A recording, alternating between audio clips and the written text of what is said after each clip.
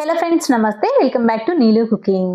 ಇವತ್ತಿನ ವಿಡಿಯೋದಲ್ಲಿ ನಾನು ನಿಮಗೆ ತುಂಬಾನೇ ರುಚಿಯಾಗಿರುವಂತಹ 6 ತರದ ಸ್ವೀಟ್ ರೆಸಿಪೀಸ್ನ ತೋರಿಸ್ತಾ ಇದ್ದೀನಿ. ತುಂಬಾನೇ ಚೆನ್ನಾಗಿರ್ತವೆ, ತುಂಬಾ ಸುಲಭವಾಗಿ ಕೂಡ ಮಾಡ್ಕೊಳ್ಬಹುದು. ಈ ವಿಡಿಯೋನ ಸೇವ್ ಅಥವಾ ಡೌನ್ಲೋಡ್ ಮಾಡಿ ಇಟ್ಕೊಳ್ಳಿ. ಸೊ ನೀವು ನೆಕ್ಸ್ಟ್ ಟೈಮ್ ಮಾಡುವಾಗ ಈಸಿಯಾಗಿ ನೋಡಿ ಮಾಡ್ಕೊಳ್ಬಹುದು. ಲೇಟ್ ಮಾಡ್ತೀರಾ, ಒನ್ ಬೈ ಒನ್ ರೆಸಿಪಿ ನೋಡ್ಕೊಳ್ಳೋಣ. ಇವತ್ತು ನಾನು ನಿಮಗೆ ಬೂಂದಿ ಲಾಡು, ಹಾಗೆ ಚಿರೋಟಿ ಸ್ವೀಟು, ಮತ್ತೆ ಮೈಸೂರು ಪಾಕ್, ಹಾಗೇನೆ ಕಡಲೆ ಬೀಜ ಬರ್ಫಿ, ಅದೇ ತರನೇ ಒಣಕೊಬ್ಬರಿಯಿಂದ ಬರ್ಫಿ ಮತ್ತೆ ಕರ್ಜಿಕಾಯಿ ಎಲ್ಲಾನು ಸಹ ತುಂಬಾನೇ ಚೆನ್ನಾಗಿ ಬರ್ತವೆ. ಲೇಟ್ ಮಾಡ್ತೀರಾ, ಎಲ್ಲ ನೋಡ್ಕೊಳ್ಳೋಣ. ಮೊದಲನೇದಾಗಿ ನಾವಿಲ್ಲಿ ಬೂಂದಿ ಲಾಡು ರೆಸಿಪಿ ನೋಡೋಣ. ಮೊದಲನೇದಾಗಿ ಲಾಡು ಮಾಡ್ಕೊಳ್ಳೋದಕ್ಕೋಸ್ಕರ ನಾವು ಕಡಲೆ ಹಿಟ್ಟಿನಲ್ಲಿ ಬ್ಯಾಟರ್ನ ರೆಡಿ ಮಾಡ್ಕೊಳ್ಬೇಕು. ಅದಕ್ಕೋಸ್ಕರ ನಾನಿಲ್ಲಿ ಕಡಲೆ ಹಿಟ್ಟನ್ನ ತಗೊಂಡಿದ್ದೀನಿ ನೋಡಿ. ನೀವು ಈ ಥರ ಲೂಸ್ ಕಡಲೆ ಹಿಟ್ಟಿನ ಬದಲಾಗಿ ಪ್ಯಾಕೆಟ್ ಕಡಲೆ ಹಿಟ್ಟು ಅಥವಾ ಕಡಲೆ ಬೇಳೆನ ಮಿಲ್ಲಿಗೆ ಹಾಕಿಸಿ ಪೌಡರ್ ಮಾಡಿ ಆದರೂ ತಗೊಳ್ಬೋದು. ಸೊ ನೆಕ್ಸ್ಟ್ ಈಗ ನಾನು ಈ ರೀತಿ ಒಂದು ಜರಡಿನಲ್ಲಿ ಒಂದು ಕಪ್ಪನ್ನ ಇಟ್ಕೊಳ್ಳಿ. ಈ ರೀತಿ ಕೆಳಗಿನ ಭಾಗ ಹಾಗೆಯೇ ಮೇಲಿನ ಭಾಗ ಈಕ್ವಲ್ ಆಗಿರಬೇಕು. ಸೊ ಈ ಥರ ಕಪ್ಪಲ್ಲಿ ನಾನು ಕಡಲೆ ಹಿಟ್ಟನ್ನ ತಗೊಳ್ತಾ ಇದ್ದೀನಿ. ಇಲ್ಲಿ ಈ ಕಪ್ಪಲತೆಯಲ್ಲಿ 4 ಕಪ್ನಷ್ಟು ಕಡಲೆ ಹಿಟ್ಟನ್ನ ತಗೊಂಡಿದ್ದೀನಿ. ಹೀಗೆ ಈ ರೀತಿ ಫೈನ್ ಆಗಿ ನಾವು ಜರಡಿ ಮಾಡ್ಕೊಳ್ಬೇಕು. ಸೊ ಈ 4 ಕಪ್ ಕಡಲೆ ಹಿಟ್ಟಿಗೆ ನಮಗೆ ಇಲ್ಲಿ 40 ಲಾಡು ಆಗುತ್ತೆ, 2 kg ತನಕ ಬರುತ್ತೆ. ಸೊ ಈ ರೀತಿ ಫೈನ್ ಆಗಿ ಇದನ್ನು ಜರಡಿ ಮಾಡ್ಕೊಂಡಿದ ನಂತರ ಇದನ್ನು ಎತ್ಕೊಂಡ್ಬಿಟ್ಟು ಒಂದು ದೊಡ್ಡ ಬೌಲ್ಗೆ ಹಾಕ್ಕೊಳ್ಳಿ. ಈಗ ಮತ್ತೆ ಇದಕ್ಕೇನೆ ಒಂದು 1/4 ಟೀ ಸ್ಪೂನ್ ಆಗುವಷ್ಟು ಅರಿಶಿನದ ಪುಡಿ ಬದಲಾಗಿ ಕಲರ್ ಆದರೂ ಉಪಯೋಗಿಸ್ಕೊಳ್ಬೋದು. ಹಾಗೆಯೇ 1/8 ಸ್ಪೂನ್ನಷ್ಟು ಅಡುಗೆ ಸೋಡಾ ಹಾಕ್ಕೊಳ್ಳಿ. 1/4 ಟೀ ಸ್ಪೂನಲ್ಲಿ ಅರ್ಧ ಸೋಡಾ ಪುಡಿನ ಹಾಕ್ಕೊಳ್ಬೇಕು. ಹಾಕ್ಕೊಂಡು ಇವೆಲ್ಲನೂ ಸಹ ಚೆನ್ನಾಗಿ ಒಂದ್ಸತಿ ಮಿಕ್ಸ್ ಮಾಡಿ ಆನಂತರ ಇದಕ್ಕೆ ನಾವು ನೀರನ್ನ ಹಾಕ್ಕೊಳ್ತಾ ಮಿಕ್ಸ್ ಮಾಡ್ಕೊಳ್ಬೇಕು. ಮೊದಲು ನಾನಿಲ್ಲಿ 1 ಕಪ್ನಷ್ಟು ನೀರು ಹಾಕ್ಕೊಂಡು ಸ್ವಲ್ಪ ಮಿಕ್ಸ್ ಮಾಡ್ಕೊಂಡಿದ್ದೀನಿ. ಆನಂತರ ಇದಕ್ಕೆ ಇನ್ನೊಂದು ಕಪ್ನಷ್ಟು ನೀರು ಹಾಕ್ಕೊಂಡು ಮಿಕ್ಸ್ ಮಾಡ್ಕೊಳ್ತಾ ಇದ್ದೀನಿ. ಸೊ ಈ ರೀತಿ ಒಂದು ಸ್ವಲ್ಪ ನೀರನ್ನ ಹಾಕ್ಕೊಳ್ತಾ ಮಿಕ್ಸ್ ಮಾಡ್ಕೊಳ್ಬೇಕಾಗತ್ತೆ. ಒಂಚೂರು ಕೂಡ ಗಂಟಿಲ್ದಂಗೆ ನಾವು ಇದನ್ನು ಮಿಕ್ಸ್ ಮಾಡ್ಕೊಳ್ಬೇಕು. ನನಗಿಲ್ಲಿ 4 ಕಪ್ನಷ್ಟು ಹಿಟ್ಟಿಗೆ 3 ಕಪ್ ಮೇಲೆ 1/4 ಕಪ್ನಷ್ಟು ನೀರು ಯೂಸ್ ಆಗಿದೆ. ಟೋಟಲ್ ಆಗಿ 3-1/4 ಕಪ್ ಆಗುವಷ್ಟು ನೀರು ಯೂಸ್ ಮಾಡ್ಕೊಂಡಿದ್ದೀನಿ. ಸೊ ನೀವು ಬ್ಯಾಟರ್ ಕನ್ಸಿಸ್ಟೆನ್ಸಿ ನೋಡ್ಬೋದು. ಈ ರೀತಿ ಇರಬೇಕು, ನಮಗೆ ತುಂಬ ಗಟ್ಟಿ ಇರಬಾರ್ದು, ಹಾಗಂತ ತುಂಬ ತೆಳುವು ಇರಬಾರ್ದು. ಸೊ ಈ ರೀತಿ ದೋಸೆ ಹಿಟ್ಟಿನಕ್ಕಿಂತ ಸ್ವಲ್ಪ ಗಟ್ಟಿ ಇರಬೇಕಷ್ಟೇ. ಸೊ ನೋಡ್ಬೋದಲ್ವಾ. ಸೊ ಈ ಥರ ನಾವು ಬ್ಯಾಟರ್ನ ಕಲಿಸ್ಕೊಳ್ಬೇಕಾಗತ್ತೆ. ಈ ರೀತಿ ನೋಡಿ, ಈ ಥರ ನಮಗೆ ಆ ಸೌಟ್ ಮೇಲೆ ಒಂದು ಲೇಯರ್ ರೀತಿ ಕೂರಬೇಕು. ಸೊ ಈ ಕನ್ಸಿಸ್ಟೆನ್ಸಿಗೆ ಬ್ಯಾಟರ್ನ ರೆಡಿ ಮಾಡಿಕೊಂಡ್ರೆ ಬೂಂದಿ ಕಾಳು ಪರ್ಫೆಕ್ಟಾಗಿ ಬರುತ್ತೆ. ಹೀಗೆ ಬೌಲ್ನ ಹಾಗೆ ಪಕ್ಕೆತ್ತಿಟ್ಕೊಳ್ಳಿ. ಈಗ ನೆಕ್ಸ್ಟ್ ಈ ರೀತಿ ನೋಡಿ, ಸ್ವಲ್ಪ ದಪ್ಪದ ತಲ ಇರುವಂಥ ಒಂದು ಕಡಾಯಿಗೆ ಎಣ್ಣೆನ ಹಾಕಿ ಬಿಸಿಗಿಟ್ಕೊಳ್ಳಿ. ಸೊ ಇದು ಕಾಯ್ತಾ ಇದ್ದಾಗೇ ಇನ್ನೊಂದು ಕಡೆಗೆ ನಾವು ಬೂಂದಿ ಸೌಟ್ನ ರೆಡಿ ಮಾಡ್ಕೊಳ್ಬೇಕು. ಸೊ ಈ ರೀತಿ ನಾನು ಬೂಂದಿ ಸೌಟ್ನಲ್ಲಿ ಇದನ್ನು ಮಾಡ್ಕೊಳ್ತಾ ಇದ್ದೀನಿ. ಸೊ ಲಾಸ್ಟ್ ಟೈಮ್ ನಾನು ಈ ಬೂಂದಿ ಸೌಟ್ ಇಲ್ಲದೇ ಹೇಗೆ ಮಾಡ್ಕೊಳ್ಳೋದು ಅಂತ ತೋರಿಸ್ಕೊಟ್ಟಿದ್ದೀನಿ. ಸೊ ಆ ವಿಡಿಯೋನ ಡಿಸ್ಕ್ರಿಪ್ಷನ್ ಬಾಕ್ಸ್ನಲ್ಲಿ ಲಿಂಕನ್ನು ಕೊಟ್ಟಿರ್ತೀನಿ, ಒಂದ್ಸತಿ ಚೆಕ್ ಮಾಡಿ ನೋಡಿ. ಸೊ ಅಥವಾ ಈ ಸೌಟ್ನಲ್ಲಿ ಅಥವಾ ಈ ಥರ ಗ್ರೇಟರ್ನಲ್ಲಿ ಉಪಯೋಗಿಸ್ಕೊಂಡಾದರೂ ಮಾಡ್ಬೋದು. ಸೊ ನೋಡಿ, ಆಯಿಲ್ ಅನ್ನೋದು ಈ ರೀತಿ ನಮಗೆ ಚೆನ್ನಾಗಿ ಕಾತಿರಬೇಕು. ಗ್ಯಾಸ್ನ ಮಾತ್ರ ಹೈ ಫ್ಲೇಮ್ನಲ್ಲೇ ಇಟ್ಕೊಳ್ಳಿ. ಸೊ ಬೂಂದಿ ಕಾಳು ಪೂರ್ತಿಯಾಗಿ ಆಗೋ ತನಕನೂ ಅಷ್ಟೇ ಗ್ಯಾಸ್ನ ಹೈ ಫ್ಲೇಮ್ನಲ್ಲೇ ಇಟ್ಕೊಳ್ಳಿ. ಈ ರೀತಿ ನಾವು ಸ್ವಲ್ಪ ಕಡಲೆ ಹಿಟ್ಟು ಹಾಕಿದ ತಕ್ಷಣ ಅದು ಮೇಲಕ್ಕೆ ಬರಬೇಕು. ಸೊ ಈ ಥರ ಎಣ್ಣೆನ ಕಾಯಿಸ್ಕೋಬೇಕಾಗತ್ತೆ. ಸೊ ಹೀಗೆ ನೆಕ್ಸ್ಟ್ ಗ್ಯಾಸ್ನ ಹೈ ಫ್ಲೇಮ್ನಲ್ಲೇ ಇಟ್ಕೊಂಡು ಈ ರೀತಿ ವಿಡಿಯೋದಲ್ಲಿ ತೋರಿಸಿರೋ ಹಾಗೆ ನಾವು ಬ್ಯಾಟರ್ನ ಈ ಬೂಂದಿ ಸೌಟ್ ಮೇಲೆ ಹಾಕ್ಕೊಂಡು ಅದನ್ನು ಈ ರೀತಿ ತಟ್ತಾ ಇರಬೇಕು. ಈ ರೀತಿ ಆ ಸೌಟ್ನ ತಟ್ತಾ ಇರ್ಬೋದು, ಇಲ್ಲಾಂದರೆ ಈ ಬ್ಯಾಟರ್ನ ಸ್ವಲ್ಪ ಈ ರೀತಿ ಸ್ಪ್ರೆಡ್ ಮಾಡ್ಕೊಳ್ಬೋದು. ಸೊ ನಿಮ್ಗೆ ಯಾವ ಥರ ಈಸಿ ಇದ್ದರೆ ಆ ಥರ ಮಾಡ್ಕೊಳ್ಳಿ. ಸೊ ಹಾಕಿದ್ದಾದಮೇಲೆ ಜಾಸ್ತಿ ಹೊತ್ತು ನಾವು ಇದನ್ನ ಫ್ರೈ ಮಾಡ್ಕೊಳ್ಬಾರ್ದು. ಜಸ್ಟ್ ಆ ನೊರೆ ಅನ್ನೋದು ಒಂದು ಅರ್ಧ ಕಡಿಮೆ ಆಗುತ್ತೆ ಅಲ್ವಾ. ಸೊ ಆಗ ನಾವು ಇದನ್ನು ಎತ್ಕೊಂಡ್ಬಿಡ್ಬೇಕಾಗತ್ತೆ. ಗರಿ ಆಗಬಾರ್ದು. ಜಸ್ಟ್ ಮೇಲ್ಗಡೆ ನಮಗೆ ಸ್ವಲ್ಪ ಗರಿ ಇರಬೇಕು, ಒಳಗಡೆ ನಮಗೆ ಸಾಫ್ಟಾಗಿರಬೇಕು. ಸೊ ಆ ಥರ ನಾವು ಅದನ್ನ ಫ್ರೈ ಮಾಡ್ಕೊಂಡು ತಗೊಳ್ಬೇಕು. ಈಗ ನೆಕ್ಸ್ಟ್ ಬ್ಯಾಚ್ ಫ್ರೈ ಮಾಡೋದಕ್ಕೆ ಮತ್ತೆ ಎಣ್ಣೆನ ಸ್ವಲ್ಪ ಕಾಯಿಸ್ಕೊಳ್ಬೇಕಾಗತ್ತೆ. ಆಯಿಲ್ನ ಮತ್ತೆ ಬಿಸಿ ಮಾಡಿಕೊಂಡು ಆನಂತರ ಬೂಂದಿ ಸೌಟ್ನ ಚೆನ್ನಾಗಿ ಬ್ಯಾಟರೆಲ್ಲನೂ ಕ್ಲೀನ್ ಮಾಡಿಕೊಂಡು ಆನಂತರ ನಾವು ನೆಕ್ಸ್ಟ್ ಮಾಡ್ಕೊಳ್ಬೇಕಾಗತ್ತೆ. ಸೊ ನೋಡ್ಬೋದಲ್ವಾ, ಈ ರೀತಿ ತಟ್ಟಬೋದು, ಇಲ್ಲಾಂದರೆ ಬ್ಯಾಟರ್ನ ಈ ರೀತಿ ಸ್ಪ್ರೆಡ್ ಮಾಡ್ಬೋದು. ಬೂಂದಿನ ಜಾಸ್ತಿ ಹೊತ್ತು ಕ್ರಿಸ್ಪಿ ಆಗೋ ತನಕ ಫ್ರೈ ಮಾಡಿಬಿಟ್ರೆ ಅಂತೂ ಬೂಂದಿ ಲಾಡು ಸರಿಯಾಗಿ ಬರೋದಿಲ್ಲ ಪಕ್ಕ. ಸೊ ಹಾಗಾಗಿ ಒಂದು 15 ಸೆಕೆಂಡ್ ಇಲ್ಲಾಂದರೆ 10 ಸೆಕೆಂಡ್ ಈ ರೀತಿ ನಾವು ನೋಡಿಕೊಂಡು ಫ್ರೈ ಮಾಡ್ಕೊಳ್ಬೇಕಾಗತ್ತೆ. ಎವ್ರಿ ಟೈಮು ಒಂದ್ಸತಿ ಚೆಕ್ ಮಾಡ್ಕೊಳ್ಳಿ. ಅದು ಮೇಲ್ಗಡೆ ಸ್ವಲ್ಪ ಪ್ರೆಸ್ ಮಾಡಿ ನೋಡಿದಾಗ ನಮಗೆ ಕ್ರಿಸ್ಪಿಯಾಗಿರೋ ಸೌಂಡ್ ಬರಬೇಕು, ಒಳಗಡೆ ನಮಗೆ ಸಾಫ್ಟ್ ಆಗಿರಬೇಕು. ಸೊ ಈ ರೀತಿ ಪ್ರೆಸ್ ಮಾಡಿದ್ರೆ ಅದು ನಮಗೆ ಫ್ಲ್ಯಾಟ್ ಆಗಬೇಕಷ್ಟೇ, ಪುಡಿ ಆಗಬಾರ್ದು. ಈ ಥರ ನಾವು ಇದನ್ನು ಫ್ರೈ ಮಾಡಿಕೊಂಡು ಈ ರೀತಿ ಒಂದು ಹೋಲ್ಸ್ ಇರೋ ಪಾತ್ರೆಗೆ ಅಥವಾ ದೊಡ್ಡ ಪಾತ್ರೆಗೆ ಹಾಕ್ಕೊಂಡು ಎತ್ತಿಟ್ಕೊಳ್ಳಿ. ಇದೇ ವಿಧಾನದಲ್ಲಿ ನಾವು ನೆಕ್ಸ್ಟ್ ಹಿಟ್ಟು ಎಲ್ಲನೂ ಖಾಲಿ ಆಗೋ ತನಕ ಮಾಡಿ ಒಂದು ಪಕ್ಕ ಎತ್ತಿಟ್ಕೊಳ್ಬೇಕು. ನೀವು ನೋಡ್ಬೋದಲ್ವ, ಎಲ್ಲನೂ ಸಹ ಎಷ್ಟು ಗುಂಡಾಗಿ ತುಂಬಾ ಚೆನ್ನಾಗಿ ಬಂದಿದೆ. ಈಗ ಇದರಲ್ಲಿ 1 ಕಪ್ ಆಗುವಷ್ಟು ಈ ಬೂಂದಿನ ತಗೊಂಡು ಒಂದು ಮಿಕ್ಸರ್ ಜಾರಿಗೆ ಹಾಕ್ಕೊಂಡು ಇದನ್ನು ಗ್ರೈಂಡ್ ಮಾಡಿ ಮತ್ತೆ ಇದಕ್ಕೆ ಹಾಕ್ಕೊಳ್ಳಿ. ಈ ರೀತಿ ಮಾಡೋದ್ರಿಂದ ನಮಗೆ ಬೂಂದಿ ಲಾಡು ತುಂಬ ಟೇಸ್ಟಿಯಾಗಿರುತ್ತೆ, ಹಾಗೆಯೇ ಉಂಡೆ ಮಾಡಲಿಕ್ಕೆ ತುಂಬ ಚೆನ್ನಾಗಿ ಬರುತ್ತೆ. ಈಗ ಇದನ್ನು ಒಂದು ಪಕ್ಕಕ್ಕೆ ಇಟ್ಕೊಂಡ್ಬಿಟ್ಟು ಈಗ ಮತ್ತೆ ನೀವು ಯಾವುದರಲ್ಲಿ ಈ ಬೂಂದಿ ಲಾಡು ಮಾಡಬೇಕು ಅಂತ ಅಂತಿದ್ರೋ ಅದೇ ಪಾತ್ರೆನ ಗ್ಯಾಸ್ ಮೇಲೆ ಇಟ್ಕೊಳ್ಳಿ. ಈಗ ಇದಕ್ಕೆ 1-2 ಸ್ಪೂನ್ ಆಗುವಷ್ಟು ತುಪ್ಪನ ಹಾಕ್ಕೊಳ್ಳಿ. ತುಪ್ಪ ಕರಗಿದ ನಂತರ ಇದಕ್ಕೆ ಸ್ವಲ್ಪ ಗೋಡಂಬಿನ ಹಾಕ್ಕೊಂಡು ಒಂದು ಅರ್ಧ ಫ್ರೈ ಮಾಡ್ಕೊಳ್ಳಿ. ಇದೇ ರೀತಿ ಸ್ವಲ್ಪ ಫ್ರೈ ಆಗಿದ ನಂತರ ಇದಕ್ಕೆ ಸ್ವಲ್ಪ ಒಣದ್ರಾಕ್ಷಿ ಕೂಡ ಹಾಕ್ಕೊಂಡು ಚೆನ್ನಾಗಿ ಗರಿ ಆಗೋ ತನಕ ಫ್ರೈ ಮಾಡಿಬಿಟ್ಟು ಇದನ್ನೈತೆ ಒಂದು ಪಕ್ಕಕ್ಕೆ ಇಟ್ಕೊಳ್ಳಿ. ಇದ್ರ ಜೊತೆಗೆ ನೀವು ಬೇಕು ಅಂತಂದರೆ ವಾಟರ್ ಮೆಲನ್ ಸೀಡ್ಸ್ ಕೂಡ ಹಾಕ್ಕೊಳ್ಬೋದು. ಈಗ ಮತ್ತೆ ಅದೇ ಕಡಾಯಿಗೆ 4 ಕಪ್ನಷ್ಟು ಸಕ್ಕರೆ ಹಾಕ್ಕೊಳ್ಳಿ. ಮತ್ತು ಸಕ್ಕರೆ ಎಷ್ಟು ತಗೊಂಡ್ರೆ ಅದರಲ್ಲಿ ಅರ್ಧದಷ್ಟು ನೀರನ್ನ ಹಾಕ್ಕೊಳ್ಬೇಕು. 2 ಕಪ್ನಷ್ಟು ನೀರನ್ನ ಹಾಕ್ಕೊಂಡು ಸಕ್ಕರೆನ ಪೂರ್ತಿಯಾಗಿ ಕರಗಿಸ್ಕೊಳ್ಳಿ. ಈ ರೀತಿ ಸಕ್ಕರೆ ಪೂರ್ತಿಯಾಗಿ ಕರಗಿದ್ದಾದಮೇಲೆ ಮತ್ತೆ ಇದನ್ನು ಒಂದು 8-9 ನಿಮಿಷ ಚೆನ್ನಾಗಿ ಕುದಿಸ್ಕೊಳ್ಬೇಕು. ಸೊ ಜಾಸ್ತಿ ಕ್ವಾಂಟಿಟಿ ಆಗಿರೋದ್ರಿಂದ ಸ್ವಲ್ಪ ಜಾಸ್ತಿ ಟೈಮ್ ಕೂಡ ತಗೊಳುತ್ತೆ. ಸೊ ಚೆನ್ನಾಗಿ ನಮಗೆ ಚೆನ್ನಾಗಿ ಕುದ್ದು ಒಂದೆಲೆ ಪಾಕ ಬರಬೇಕು. ಚೆನ್ನಾಗಿ ಕುದಿಸ್ಕೊಂಡಿದ್ದಾದಮೇಲೆ ಒಂದು ಸತಿ ಪಾಕನ ಚೆಕ್ ಮಾಡ್ಕೊಳ್ಳಿ. ನೋಡಿ ನಮಗೆ ಈ ರೀತಿ ಒಂದೆಲೆ ಪಾಕ ಅನ್ನೋದು ಬಂದಿರಬೇಕು. ಸೊ ಈ ಥರ ವಿಡಿಯೋದಲ್ಲಿ ತೋರಿಸಿರೋ ಹಾಗೆ ಈ ಥರ ಪಾಕನ ಕಂಪಲ್ಸರಿಯಾಗಿ ಮಾಡ್ಕೊಳ್ಳಿ, ಆಗ ತುಂಬ ಚೆನ್ನಾಗಿ ಬರುತ್ತೆ ಲಾಡು. ಸೊ ಈ ರೀತಿ ಪಾಕ ಬಂದಾದಮೇಲೆ ಗ್ಯಾಸ್ನ ಲೋ ಫ್ಲೇಮ್ ಮಾಡ್ಕೊಂಡ್ಬಿಟ್ಟಿದ್ದಕ್ಕೆ ನಾವು ಫಸ್ಟೇ ಫ್ರೈ ಮಾಡಿ ಇಟ್ಕೊಂಡಿರೋ ಡ್ರೈ ಫ್ರೂಟ್ಸು ಹಾಗೆಯೇ ಸ್ವಲ್ಪ ಏಲಕ್ಕಿ ಪುಡಿ ಹಾಗೆಯೇ ಫಸ್ಟೇ ನಾವು ಬೂಂದಿನ ರೆಡಿ ಮಾಡ್ಕೊಂಡಿದ್ವಲ್ಲ ಅದೆಲ್ಲನೂ ಹಾಕ್ಕೊಂಡ್ಬಿಟ್ಟು ಚೆನ್ನಾಗಿ ಮಿಕ್ಸ್ ಮಾಡ್ಕೊಳ್ಬೇಕು. ಕಡಿಮೆ ಉರಿನಲ್ಲಿ 1-2-3 ನಿಮಿಷ ಮಿಕ್ಸ್ ಮಾಡ್ಕೊಳ್ಳಿ. ಹಾಗೆ ನಿಮ್ಮ ಹತ್ರ ಪಚ್ಚಕರ್ಪೂರ ಇದ್ದರೆ ಅದನ್ನು ಜಸ್ಟ್ ಒಂದೇ ಒಂದು ಚೂರು ಪುಡಿ ಮಾಡ್ಕೊಂಡು ಹಾಕ್ಕೊಳ್ಳಿ. ಫ್ಲೇವರ್ಫುಲ್ಲಾಗಿ ಈ ದೇವಸ್ಥಾನಗಳಲ್ಲಿ ಕೊಡ್ತಾರಲ್ವ ಲಾಡು ಆ ಥರ ಇರುತ್ತೆ, ತುಂಬ ಟೇಸ್ಟಿಯಾಗಿರುತ್ತೆ. ಇದ್ದರೆ ಹಾಕೋಬೋದು, ಇಲ್ಲಾಂದರೆ ಸ್ಕಿಪ್ ಮಾಡ್ಬೋದು.